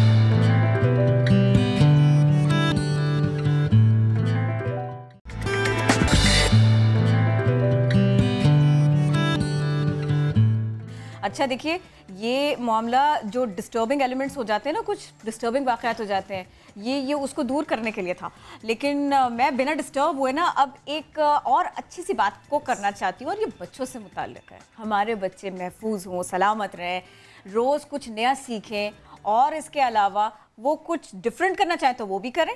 हमें ऐसा माहौल बनाना चाहिए, और ऐसा माहौल बन रहा है। ऐसा माहौल बन रहा है जनाब, क्लास 1 का बच्चा और एंड्रॉइड गेम्स बना सके, रिपोर्ट्स के करतब दिखा सके, और मैथ के मुश्किल सवाल ऐसे हल कर ले कैलकुलेटर के बगैर। दिस इज स्टेम एजुकेशन, और स्टेम एजुकेशन यानी science, technology, engineering and maths, stem. तो कराची में मुख्तलिफ स्कूल्स में बच्चों को स्टेम एजुकेशन दी जा रही है, और एक इदारा जो कि इस सिलसिले में बहुत काम कर रहा है, उनकी CEO समन मजीद साहिबा हमें ज्वाइन कर चुके हैं विद किड्स, और पाले बच्चे, प्यारे बच्चे भी हैं, होनहार बच्चे। Good morning. वालेकुम सलाम, कैसी हैं आप? अल्हम्दुलिल्लाह। It's always good to see you, it's always good to talk to you. ये बताएं कि हम कितना आगे बढ़ चुके हैं आप, क्योंकि आपके इदारे ने इनिशिएट किया, बहुत से स्कूल्स इसको अब अडॉप्ट कर रहे हैं, सही है? अब हम कहाँ खड़े हैं? अच्छा, इनिशियली जब हम लास्ट टाइम आए थे तो वी ओनली डिस्कस के जो बच्चे हमारे पास आते हैं और ये कोर्स yes, exactly. लेकिन इस दफ़ा हम ये चीज़ आपके सामने प्रेजेंट कर रहे हैं कि फिजिबल करने के लिए why not school adopt this curriculum, stem को अपने करिकुलम में इंटीग्रेट करें वो, तो वो इस पे काम कर रहे हैं। बहुत सारे स्कूल हैं, आज हमारे पास डिफरेंट स्कूल्स के बच्चे, मैं बता दूंगी तुम्हारे सारे सवाल के जवाब, आप प्लीज। स्कूल्स के बच्चे हमारे पास अभी बैठे हुए हैं, ये अभी आपको थोड़ा थोड़ा बताएंगे कि ये लोग क्या कर रहे हैं। हम अल्हम्दुलिल्लाह this is our 4th year that for schools जो अभी हमें ज्वाइन कर, लेकिन कुछ स्कूल्स हैं जो पिछले 4 साल से हमारे साथ काम कर रहे हैं, और उन बच्चों ने स्टार्ट किया था from 1 and now they are in different grades और they are doing all this stuff. तो ये जो बच्चे हैं ये डिफरेंट स्कूल्स के हैं और वहीं पर एजुकेशन हासिल करें स्टेम की, आपके पास आ रहे हैं? नहीं, अब ये इनिशिएटिव है कि we are going to different school. Okay great. तो मरियम की तरफ आते हैं। मरियम, कब से आप स्टेम एजुकेशन हासिल कर रही हैं? 3rd year. We just started. You just started. अच्छा जी। तो अभी तो फिर बिल्कुल स्टार्ट है। तो आपका इंटरेस्ट किस में है? इंजीनियरिंग में है, मैथ्स में है, रोबोट्स में है, साइंस में है, किस में? अब सीख रही हैं, पहले से भी थोड़ा बहुत कुछ ट्राई करने की कोशिश की थी ना, वीडियोस वगैरह देख लेते हैं लोग, बहुत कुछ कर लेते हैं। Yeah, sometimes. फिर भी मुझे बताएं ना। वो शी इज फ्रॉम यूएई, अभी आई हैं पाकिस्तान, विंटेज स्कूल में ये अभी एडमिट हुई हैं और न्यूली ओपन स्कूल, और वहाँ पर she is just started the robots. तो यानी कि आपका इंटरेस्ट रोबोट्स में है, आप उससे मुतालिक सीख रही हैं। तो फिर हम क्यों ना मोहम्मद बिन फैसल की तरफ आ जाएं। मोहम्मद बिन फैसल का इंटरेस्ट किस में है? अल्हम्दुलिल्लाह, my interest is in robotics and Android gaming. अभी किस क्लास में हैं आप? I am in class 8 O levels। 8 में है, ज़बरदस्त। तो ये जो आप रोबोट्स का इंटरेस्ट बता रहे हैं, कोई आपने प्रोजेक्ट बनाया? Yes, I made certain projects, बहुत सारे प्रोजेक्ट बनाए हैं मैंने। जैसे एक ऑब्स्टिकल अवॉइडिंग कार जो अल्ट्रासोनिक सेंसर यूज़ करते हुए जो वेव सेंड करके रिसीव करती है और रुक जाती है based on the distance given it to it, और and many other projects we give commands and actually it's like we tell the robot that where to go, how to go. Great commander, जबरदस्त, I like it. और ये छोटू सरकार, बात कर लो हमसे थोड़ी सी। यार ये वाटर बॉटल है आपके? मैथ्स के लिए आए हैं। ओ ज़ागर, मैथ्स के लिए, तो यानी कि हम इनसे कुछ सवाल करेंगे, ये फौरन बताएंगे। सवाल आप ही करेंगे, ये मुश्किल सवाल आप कर सकती हैं। एक मिनट, दो तीन चीजें मैं जरा ना छोटी छोटी सी पूछ रही हूँ। वाटर बॉटल आपका है?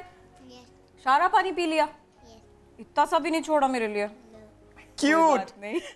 अच्छा चलो एक काम करो, जैसे वो आपको बताएंगी ना तो फिर मुझे थोड़ा थोड़ा सा आप वैसे ही ना जवाब दे के बताना, और माइक थोड़ा सा ऊपर उठा, ऐसे। जबरदस्त, ठीक है? पालू बेबी। हाँ, वो अपने हाथ से करेंगे शायद ये। हाँ, ये हैंड से करके दिखाएंगे। हैंड से करके बताएंगे।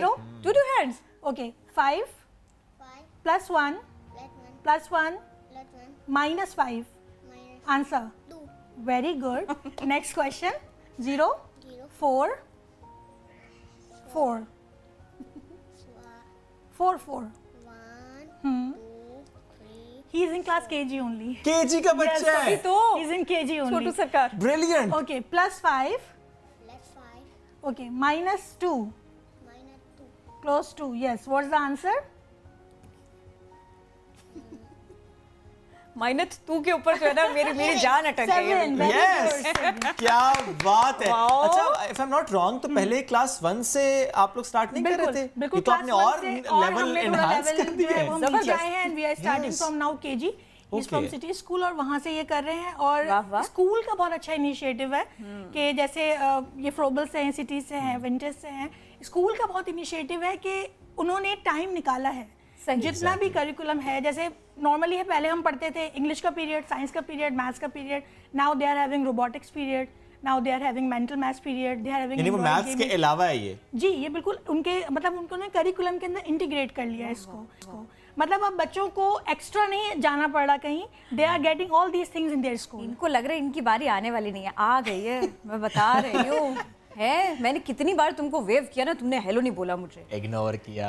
कोई बात नहीं, मुझे कोई प्रॉब्लम नहीं है। इंटरेस्ट किस में है? मैथ्स में ही या रोबोट्स में? ज्यादा बच्चे रोबोटिक्स की तरफ जा रहे हैं वैसे। आप बताएं। रोबोटिक्स।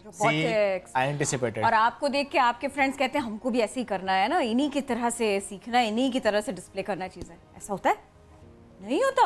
आप फ्रेंड्स को कहते नहीं come let's play together, let's learn together, let's make a robot together. Project बताएं कौन सा बनाया है? बताएं अभी जो लेकर आए हो आप। Racing car. खेलना पसंद है। Racing car. रेसिंग कार बनाई है आपने? ये अकेले बनाई है या पूरी क्लास ने मिलके बनाई है? अकेले बनाई है। मिलके बनाई है।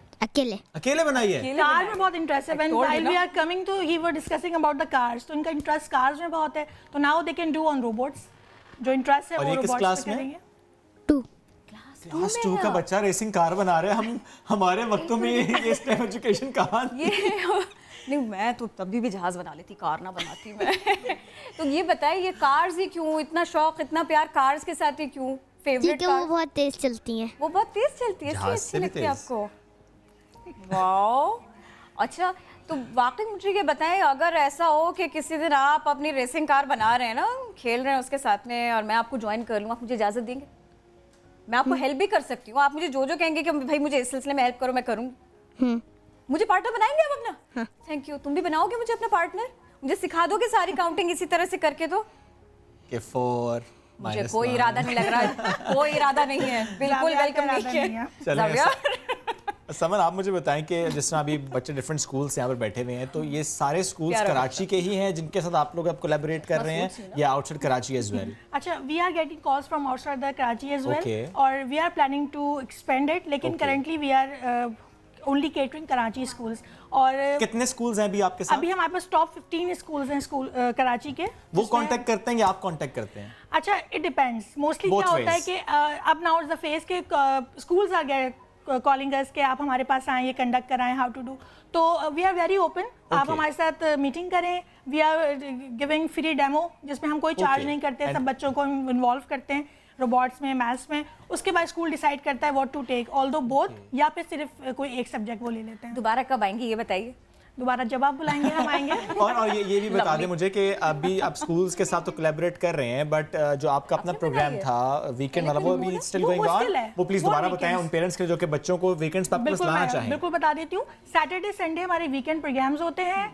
इस Saturday Sunday we are off क्योंकि क्लोजर है गवर्नमेंट की तरफ से, वरना एवरी सैटरडे संडे आप आइए, पहले विजिट कीजिए, और हमारे लेवल्स जो हैं वो अनाउंस होते रहते हैं, उसमें आगे आप इनरोल करवा लें बच्चे को। हम अपनी कोचिंग में तो हम लोग 4 इयर्स ऑनवर्ड्स बच्चे ले लेते हैं, क्योंकि वो हमारे पास 1-to-1 आ रहे होते हैं। स्कूल्स में हम लोग केजी से स्टार्ट कर रहे हैं इसको, और स्कूल्स भी हमसे कांटेक्ट कर सकते हैं, कैन कांटेक्ट अस, और हम उनके पास definitely. Thank you so much for being here, मजा आया जी बहुत बात करके स्टेम एजुकेशन। वैसे तो आपने सुना होगा ना कि दुनिया भर में मेटल आर्टिस्ट हैं जो अपने फ़न का इजहार करते हैं। ये कोई आसान फ़न नहीं है, लोहे के ज़रिए आर्ट को तख्लीक करना बड़ा विजन चाहिए, बड़ी महारत चाहिए। और अगर आपको नहीं पता तो मैं बता देती हूँ, खैबर पख्तूनख्वा के जो एक वाहिद मेटल आर्टिस्ट है ना, नाम है इनका नसीम यूसुफ से। ये अपना काम तो करते हैं बड़ी जी जान से, ये इसे सिखाना भी चाहते हैं लोगों को। तो अगर आप इनसे मिलना चाहते हैं, इनके बारे में मज़ीद जानना चाहते हैं, तो फिर हम चलते हैं इसी के लिए फयाज अहमद की जानिब। पुरानी चीज़ों को अक्सर फेंक दिया जाता है, मगर पेशावर का आर्टिस्ट उन अशिया से फ़न के नमूने तख्लीक कर रहा है।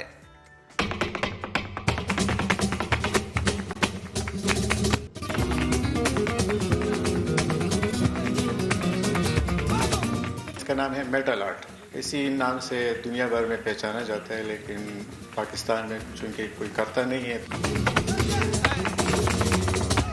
मैंने खुद से ये सीखा और ख़ुद से बना रहा हूँ। गॉड गिफ्टेड एक टैलेंट है, अल्लाह ने मुझे दिए। बाकायदा मैं किसी एकेडमी नहीं गया। जो अक्सर लोग पेंट देते हैं और कबाड़ी पे बेच देते हैं, उनके काम का नहीं होता।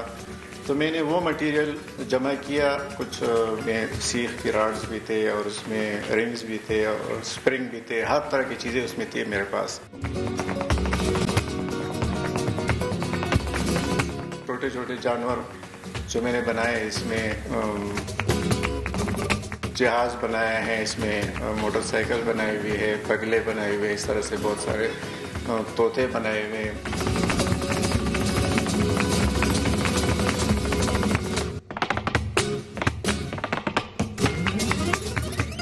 ना मैं बेचता हूँ, ना किसी को ये चीज़ गिफ्ट करता हूँ।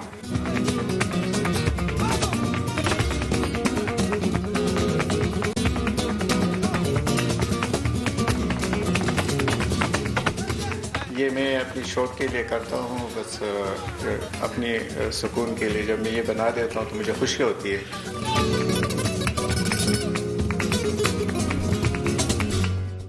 मेटल आर्ट बेकार अशिया को रिसाइकल करने का बेहतरीन तरीका है।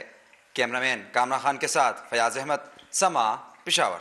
तो जनाब, ये मौजू को इसलिए बदला था क्योंकि अब मौजू बदलने भी जा रहा है और साथ के साथ करंट सिचुएशन से जुड़ा हुआ भी है। कैसे, मैं बताती हूँ, एक बार फिर से मैं बता रही हूँ आपको इस बारे में। कोरोना वायरस है, बिल्कुल है। शादियां हैं, बिल्कुल हैं और होंगी और हो रही हैं, लेकिन उस तरीके से नहीं होंगी जिस तरीके से हो रही हैं।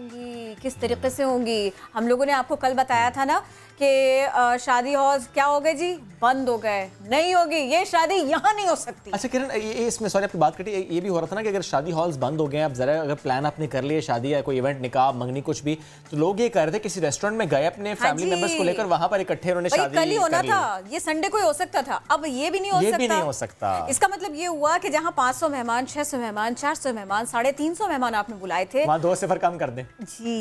अब आपको जो है ना वो कम से कम पे जाना पड़ेगा। अब कम से कम पे आप जाएंगे, इवेंट आपका है, लेकिन रोजी किसी और की है, काम किसी और का है, किचन किसी और का है, इस सबसे जुड़ा। तो अब आपका इवेंट कैसे हो सकता है?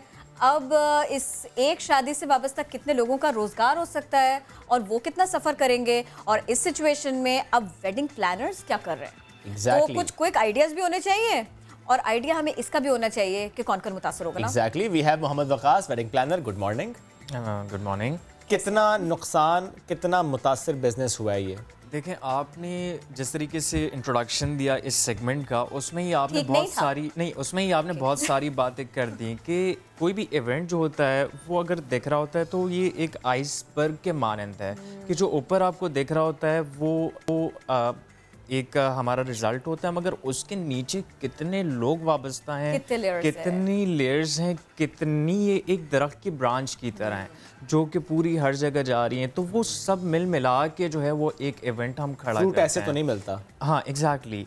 तो ये है कि वो इससे सिर्फ बहुत सारे लोगों के दिलों के अरमान बह गए, but apart from that daily wages पे लोग काम करते हैं इस इंडस्ट्री के अंदर। बहुत सारे लोग सिर्फ इवेंट्स के ज़रिए कमाते हैं। तो बहुत सारी चीज़ें डिस्टर्ब हुई हैं। इसका अब आगे किस तरीके से चीज़ें होंगी इसका भी हमें अंदाज़ा नहीं, but we are looking forward. हम सब एक दूसरे से बहुत कोऑपरेट कर रहे हैं। अब देखिए, आप चूँकि इवेंट्स वगैरह प्लान भी करते हैं, मुख्तलिफ लोगों के साथ काम भी करते हैं, वो जो फ्लावर अरेंजमेंट्स होती है ना, फूल वाला, उससे लेके वो मेहंदी माइयों में जो है ना वो कबाब पराठा, तो जलेबी भी हो, तो गोल गप्पे भी हो, तो ये भी हो, तो वो भी हो, ये सारे के सारे लोग एसोसिएटेड होते हैं। तो मैं चाह रही थी कि थोड़ा सा वाजे करके ना आप लोगों को बता सकें कि जिस वक्त वकास एक इवेंट करने के लिए जाते हैं तो फिर कौन कौन होता है कि जो आपके साथ में लूप में होता है, यानी आम आदमी ये समझे कि कौन कौन है कि जिस पे जद पड़ी है।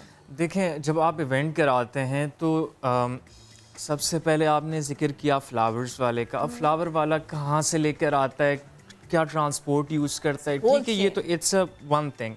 फिर अपार्ट फ्रॉम दैट आपने किचन की बात की, कितने सारे डिशेस होती हैं, उसमें कढ़ाई वाला अलग जगह से आ रहा होता है, स्वीट डिश अलग जगह से आ रही होती है, तो बहुत सारे लोगों का रोज़गार जुड़ा होता है।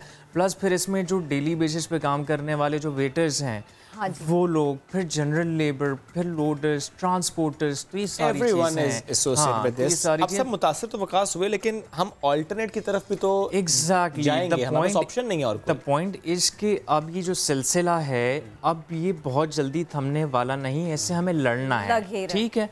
अब इससे हमें लड़ना है तो हमें डेफिनेटली ऑल्टरनेटिव्स की तरफ जाना है। अब वो हम किस तरीके से जा सकते हैं कि जिनके साथ हम डेली बेसिस पे काम करते हैं, जो लोग हमें काम देते हैं, उनको भी थोड़ा सा मतलब कि हमें भी ख्याल करना चाहिए उनका इस मुश्किल टाइम में। हमसे जितना हो सके, जितने भी इवेंट मैनेजर्स हैं, हम कोशिश करें कि इनकी ज़्यादा से ज़्यादा हेल्प करें, क्योंकि यही लोग हैं जो कि हमें बनाते हैं या आप लोगों के इवेंट्स को खड़ा करते हैं। इन्होंने ही आपको दोबारा से सपोर्ट करना, विदाउट देयर सपोर्ट आप तो कुछ कर नहीं पाएंगे। लेकिन अगर हम ये कर लें वकास, क्योंकि ज़रा इवेंट्स तो होने हैं, शादी ब्याह या निकाह एंगेजमेंट तो होने हैं, घरों में होनी है अगर फॉर एग्जांपल, और इन्हीं लोगों को आप लिंक करते हैं। अच्छा, जो बड़े पैमाने पर काम हो रहा था वो छोटे लेवल पर घर के अंदर हो जाए, थोड़ा सा तो चीज़ें चलती रहेंगी। Exactly, there you go. आपने बात की, अभी कुछ दिन पहले ही हम अपने क्लाइंट्स के साथ बैठे हैं, बड़ी मेगा इवेंट्स हम प्लान कर रहे थे, और जैसे ही अब सिचुएशन आने लगी क्लाइंट्स घबराने लगे। तो अब हम इवेंट मैनेजर्स का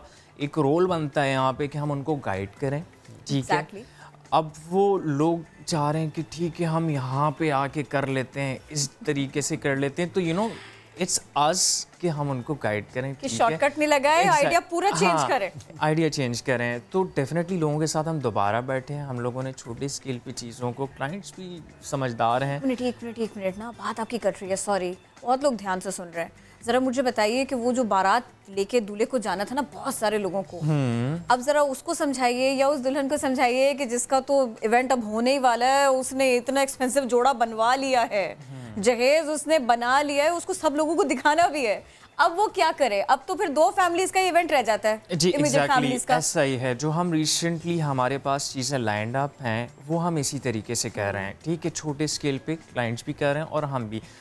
तो एक ध्यान ये रखें कि आप जो भी इवेंट मैनेजर हायर कर रहे हैं, मेक श्योर कि उन सब ने मास्क और सारी चीज़ें प्रोटोकॉल्स फॉलो कर रहे हों, ठीक है। आपका जो खाना बन रहा है उसका ध्यान रखें, जो डेफिनेटली जो ईजीएस्ट वे है, हैंड सैनिटाइजर्स, हाथ धोने की जगहें, तो ये चीज़ें मेंटेन रखें। तो आई होप कि चीज़ें हो सकती हैं। हाँ। आपके एंड से ये सब कुछ कैसे क्रिस्टल होगा, बिल्कुल ट्रांसपेरेंट होगा, सारे लोग के सामने होगा कि भाई देखिए हम ये सब फॉलो कर रहे हैं और देखिए ये खाना भी आपके सामने पका। तो वही चीज़ें, सारी चीज़ें अपने सामने करवाएं। और हमारी भी सारे इवेंट मैनेजर्स की ड्यूटी बनती है कि देखें रिस्पॉन्सिबिलिटी सबकी, हमारी एक छोटी सी गलती कितना मास लेवल पे जा सकती है। तो हमें बड़ी एहतियात बरतनी चाहिए कि हम हेल्थ एंड सेफ्टी के सारे मेजर्स को ख़ास तौर पे देखें।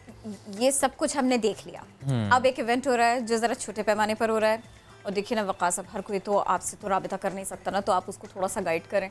क्या हो सकते हैं क्रिएटिव ब्यूटीफुल आइडियाज़ कि अगर कोई बहुत किसी का इवेंट होने जा रहा है और वो उसमें थोड़ी चकाचौंध लाना चाह रहा है कम लोगों पर और कम बजट, तो फिर वो क्या करे अलावा लाइट्स लगाने के? हाँ, ये सबसे सेफ है फिलहाल। हाँ, तो सबसे कम की तरह हमारा स्टाफ भी जो है ना उसको हम थोड़ा सा कम रखें, और स्टाफ का हम जो मेडिकल चीज़ें हैं, जो अगर इनकी तबीयत ख़राब है या ज़रा सा भी सारे छुपा गए हैं, ठीक है तो उसको साइड पे ले, उनको सबसे पहले हम एलिमिनेट करें इससे। प्लस जो प्रॉपर मास्क्स हैं उनको हम फॉलो करें, फिर जो हमारे ग्लव्स हैं, हैंड सैनिटाइजर्स हैं, चीज़ों को वो भी पहने मास्क। तो एग्जैक्टली तो ये है कि सबकी जिम्मेदारी बनती है, सब मिलके करें इंशाल्लाह।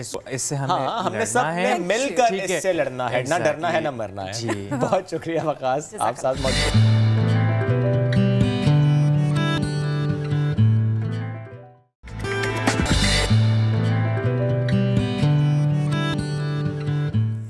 जनाब, म्यूज़िक की बात करने को मेरा दिल चाह रहा था, और फिर उसके बाद में हुआ कुछ यूँ कि मुझे एक बड़े ही दिलचस्प शख्सियत से मिलने का मौका मेरे पास आया। तो मैंने कहा कि मैं अकेले इतनी सारी बातें क्यों करूँगी, भला ये सारी की सारे सुर जो है ना मैं आपसे भी शेयर करना चाहूँगी। तो मैं आपको बताऊँ एक ऐसे लड़के के बारे में कि जो 13 साल की उम्र से गिटार प्ले कर रहे हैं, एक टैलेंट शो को वो विन भी कर चुके हैं, और हार्ट्स कितने विन उन्होंने किए हैं ये तो आप उनका जो गला है ना वो सुनकर जान ही सकेंगे। उस्मान फारूकी है इनका नाम, और ये बने हैं आज नया दिन का मेहमान। अस्सलाम वालेकुम। वालेकुम अस्सलाम। उस्मान कैसे हैं? ठीक ठाक, आप कैसी हैं? ठीक है, मैं ठीक हूँ अल्हम्दुलिल्लाह। गिटार तो बहुत प्यारा है। Thank you. कितना अर्सा हो गया आपकी और इस गिटार की दोस्ती को? आई वाज 13, तो अभी आई थिंक काफ़ी साल हो गए हैं। 10 साल, आई थिंक 9-10 साल। गुनगुना भी लेते हैं? जी अच्छा खासा गुनगुनाता ही हूँ। गिटार तो आई थिंक सेकेंडरी है। तो यहाँ भी उस्ताद नहीं और गुलकारी में भी उस्ताद नहीं, वो भी खुद किया? तो आजकल तो हम देखते हैं कि लोग ऑनलाइन काफ़ी कुछ सीख लेते हैं, आपने ऐसा भी कोई एफर्ट नहीं किया? मैं खुद कर सकता हूं। जब मैंने स्टार्ट किया था गिटार सीखना, और मतलब खुद सीखा था, तब कोई ऑनलाइन यूट्यूब ट्यूटोरियल्स वगैरह भी नहीं होते थे इतने, तो और मुझे इतना पता भी नहीं था, लेकिन मैंने खुद ही नोटेशंस वगैरह बुक्स से देख के और मैंने सीख लिया था। क्या बात है। और अब आपका ध्यान इस पर नहीं जाता कि मैं खुद वीडियो बना सकता हूँ, चाहे वो सिंगिंग का हो या फिर गिटार के लिए हो, या आपने सोचा अब तो इतना कुछ आगे ज़रूरत नहीं? हाँ, अब लोग बना लेते तो और वैसे भी YouTube ट्यूटोरियल्स इतने ज़्यादा, अब लोग वहाँ से सीख लेते हैं, तो इजी हो गया पहले से। और अब आपका ध्यान परफॉर्मेंस के ऊपर ज़्यादा है? परफॉर्मेंस पे ज़्यादा, सिंगिंग पे ज़्यादा। सिंगिंग पर ज़्यादा है? जो मैंने रियलाइज़ किया कि सिंगिंग में ज़रा ज़्यादा मैं आपके ना इस जलवा के जलवों पे बात करूंगी बाद में, लेकिन ज़रा मुझे पहले ये बताइएगा किन गुलकारों के ट्रैक्स थे कि जो आपको ना इजी लगता था कि मैं ना इसको मैं गा सकता हूँ आसानी के साथ में? वो मुझे सिंगर्स एक दो बताएंगे आप? अच्छा, जब मैंने सिंगिंग शुरू की थी, गलत समझने की कोशिश कर अच्छा, जब मैंने सिंगिंग शुरू की थी ना, तो मैं हर किसी का गाना गाता था अपनी आवाज़ के हिसाब से, लेकिन कुछ ऐसे गाने होते थे मैं कहता था यार मेरी आवाज़ पहुँच नहीं रही वहाँ तक, क्यों नहीं हो रहा ऐसा, या कुछ इतने नीचे लो पिच में होते थे, मैं कहता था यार ये मेरे से ये नहीं गाया जा रहा, क्योंकि आपकी एक ग्रोथ हो रही होती है आवाज़ के, वो आपको पता नहीं होता। ऑब्वियसली अभी भी हो रही होगी, क्योंकि आप जितना प्रैक्टिस करते रहते हो आपकी बेहतर होती रहती है आवाज़। जो मैं जब सुनता हूँ ना, अपनी 6 महीने पहले आवाज़ सुनता हूँ, मैं कहता हूँ अब मैं ज़्यादा बेहतर गा रहा हूँ। तो इसी के कितनी ड्यूरेशन में चेंज होती रहती है आवाज़। चलिए अब मुझे अपने जलवा के बारे में बताइए ना, सबसे ज़्यादा आपको क्या पसंद, सबसे ज़्यादा लोगों को क्या भाया? जलवा के बारे में, जलवा की वीडियो जो मैंने की थी वो मैंने पाकपतन में शूट की थी, बाबा फरीद के दरगाह पे, वहाँ पे मैंने उसको शूट किया था। I think I was the first artist जिसने वहाँ पे जाके कुछ ऐसा शूट किया था, क्योंकि वो सूफ़ी रॉक गाना है और उसके लिरिक्स भी ऐसे हैं कि मैनू जलवा दिखा दे, सारे पर्दे हटा दे, प्यास गाना मेरी। सुना दे। मैं आपको गा के यहाँ सुना दूँ प्लीज़? बिल्कुल।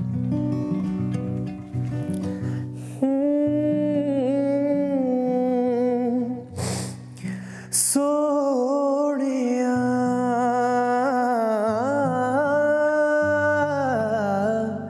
सोनिया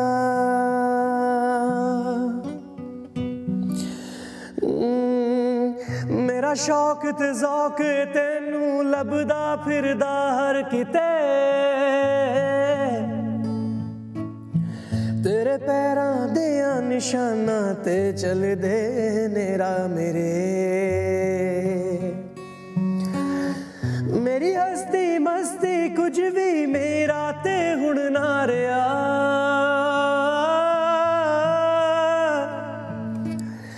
जो चीज भी मेरी सी मैं कर देती ये ना तेरे, कखा तो भी मैं हौला आसां दे महल चढ़ा दे, अपना बना ले सोनिया, मैनू जलवा दिखा दे, सारे पर्दे हटा दे, प्यास मेरी बुझा दे सोनिया, खाली रावाच मेरी आके तारे सजा दे, चन फरश ते ले आ दे सोनिया। वाओ, ब्रिलियंट, मुझे बहुत अच्छा लगा। Thank you so much. Video भी आपने मुझे बता दिया। अच्छा देखिए, अब थोड़ा सा जो मैं समझ पाई हूँ ना, तो अगर कोई आपके 10-20 ट्रैक सुनेगा ना, तो वो इस बात की आपसे ज़रूर डिमांड करेगा कि कोई भंगड़ा शंगड़ा टाइप होता, कुछ थोड़ा सा फास्ट ट्रैक होता, ऐसा कुछ ट्राई किया हो तो मुझे एक गाना और सुना देंगे प्लीज? भंगड़ा टाइप वो जगह फास्ट हो चलेगा? कुछ भी फास्ट, ओके। मैं भंगड़ा टाइप ऐसे गाता तो नहीं लेकिन आपके लिए गा देता हूँ। अरे क्या बात है आपकी। बिल्लोनी तेरा लाल कगरा, बिल्लोनी तेरा लाल कगरा,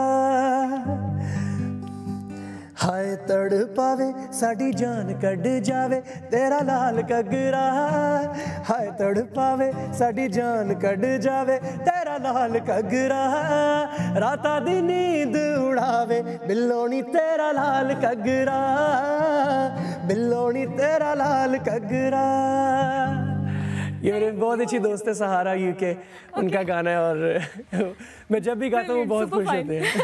मैं खुद इतनी खुश हुई, और जो गिटार आपने प्ले किया उसके तो क्या ही कहने। मैंने डांस करवाया था गिटार पे। अच्छा। लोगों को, क्राउड को मैंने गिटार पे डांस करवाया, सिर्फ गिटार, कुछ भी नहीं, और मैं गा रहा था। बहुत दफा ऐसा लोग एंजॉय कर रहे थे। बहुत दफा ऐसा हुआ है। जाओगे कहाँ, मुझे ये गाना सुनाया, जाओगे कहाँ, मैं इसको ऐसे बनाती हूँ। Please 2 line please. बिल्कुल।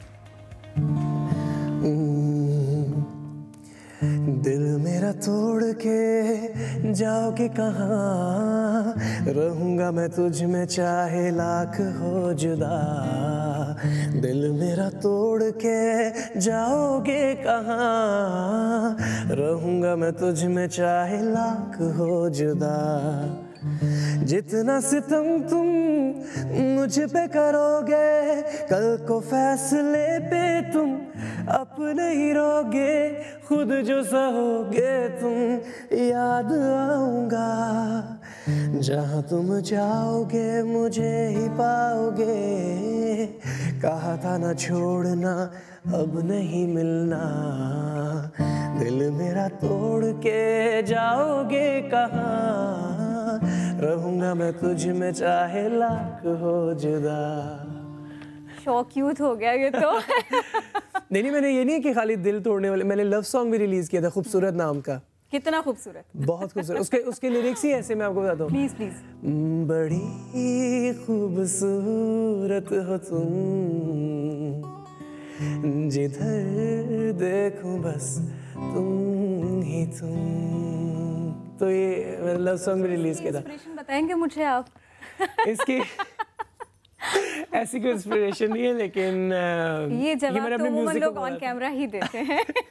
Thank you so very much. आप आए, गिटार उठाए और आपने हमें इतने सारे गाने सुनाए। चलिए फौरन बढ़ते हैं आगे। हम प्रैक्टिस की बात करेंगे जो कि कई बीमारियों का बायस बनती है। आजकल रोजाना हम बात करते हैं कि जब घर से बाहर जाएं हाथ धोकर जाएं, वापस में फौरन हाथ धोएं, जब वक्त मिले सैनिटाइजर यूज करें।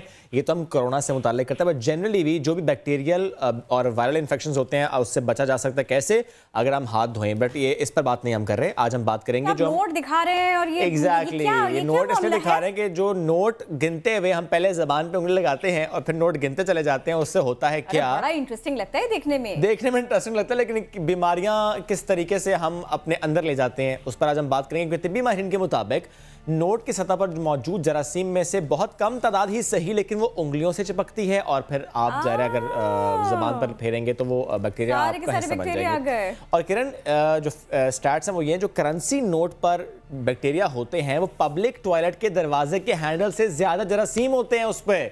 तो ये आदत कितनी खतरनाक है, कितनी नुकसानदेह है, जो कि देखने में किरण कह रही थी इंटरेस्टिंग बहुत लगती है, इस पर हम बात करते हैं। ये मैं सही बता रही हूँ, एग्जैक्टली हम करते हैं। और आप एक दूसरे को देख के कह रहे हो कितनी तेजी से देखो, कितनी तेजी से कर लिया। अगर इसने यूं जबान पे हाथ नहीं लगाया तो हो नहीं सकता था। यही टेक्निक है, इसलिए भी करते हैं दो नोट इकट्ठे ना चले जाएं, इसलिए भी करते हैं। एनीवेज, हेल्थ एक्सपर्ट डॉक्टर सहर जावेद चावला साहिबा ने ज्वाइन किया। गुड मॉर्निंग, कैसी हैं आप?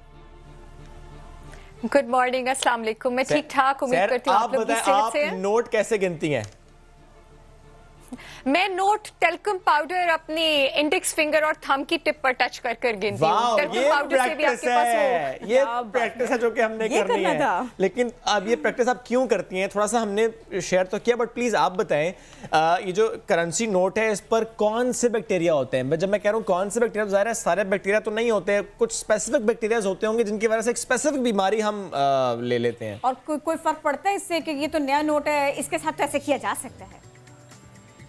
जी बेशक बहुत फर्क पड़ता है, और मैं बात इस थोड़ी सी बैकग्राउंड और बेस के साथ शुरू करना चाहूंगी कि जो आपके पास WHO है, वर्ल्ड हेल्थ ऑर्गेनाइजेशन है, उसमें एक पूरी कैटेगरी ऑफ डिजीजेस है जिसको आप कहते हैं HAI, health care associated infections, जिसमें 80% इन्फेक्शंस आपके पास वो हैं जो आपके पास पुअर हैंड हाइजीन यानी हैंड वॉशिंग ना करने से और हाथों की सफाई का ख्याल ना रखने से फैलती हैं।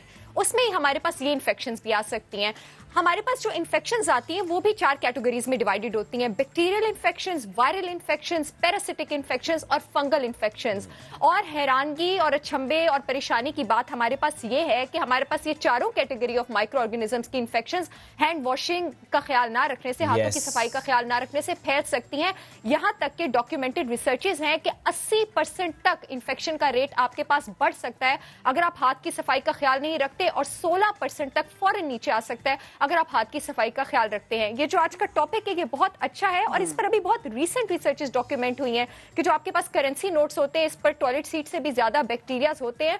उसकी रीजन ये है कि आप हर जगह से हाथ लगा के आप इनको भी हाथ लगाते हैं, और एक थोड़ी सी टेंडेंसी होती है आपके पास हाथों की सरफेस पर बैक्टीरियाज और वायरसेस के थोड़ी देर ज्यादा थ्राइव करने की। थ्राइव करने का आसान जुबान में मतलब यह है कि वो सर्वाइव, वो ज्यादा देर जिंदा आपके जो हाथ की पाम होता है इसका जो टेम्परेचर होता है कंपैरेटिवली वार्म होता है, जो कि इसको आपके पास सर्वाइव करने की इजाजत देता है।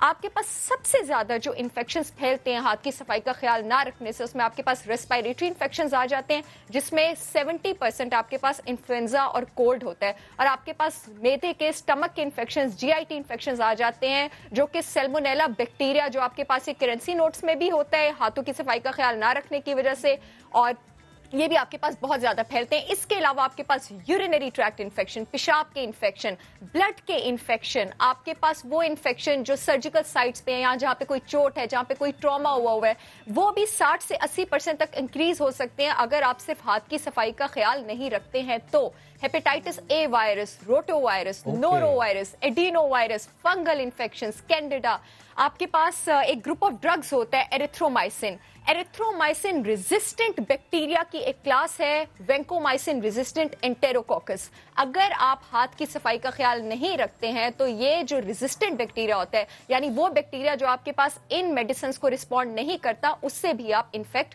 हो सकते हैं। अच्छा, मैं ये सोचती थी कि भाई नोट गिनते वक्त हाथ की सफाई नहीं दिखानी चाहिए, लेकिन हाथों की सफाई का ख्याल रखना चाहिए ना। ये आपसे बात करके मुझे अंदाज़ा हुआ सर, ये तो मेक श्योर करना पड़ेगा हाथों की सफाई। और ये सिर्फ बात, अगर अब हम नोट ही की बात कर रहे हैं, मुझे ये बताइए कि फिर ये सिर्फ नोट ही के लिए क्यों? फिर हम लीगल डॉक्यूमेंट्स, पेपर्स, न्यूज़पेपर्स जो ऑफिस में रखे हुए हैं, लाइब्रेरीज में रखे हुए हैं, थोड़ा सा वहाँ भी ख्याल रखा करें इसी बात का। जी जी बिल्कुल, हर जगह पे ख्याल रखना जरूरी है। जो आपके पास CDC और WHO गाइडलाइंस हैं वो ये कहती हैं कि अगर दिन में आप 5 बार हाथ धोते हैं तो आप इस इन्फेक्शन रेट को बहुत ज्यादा कंट्रोल कर सकते हैं।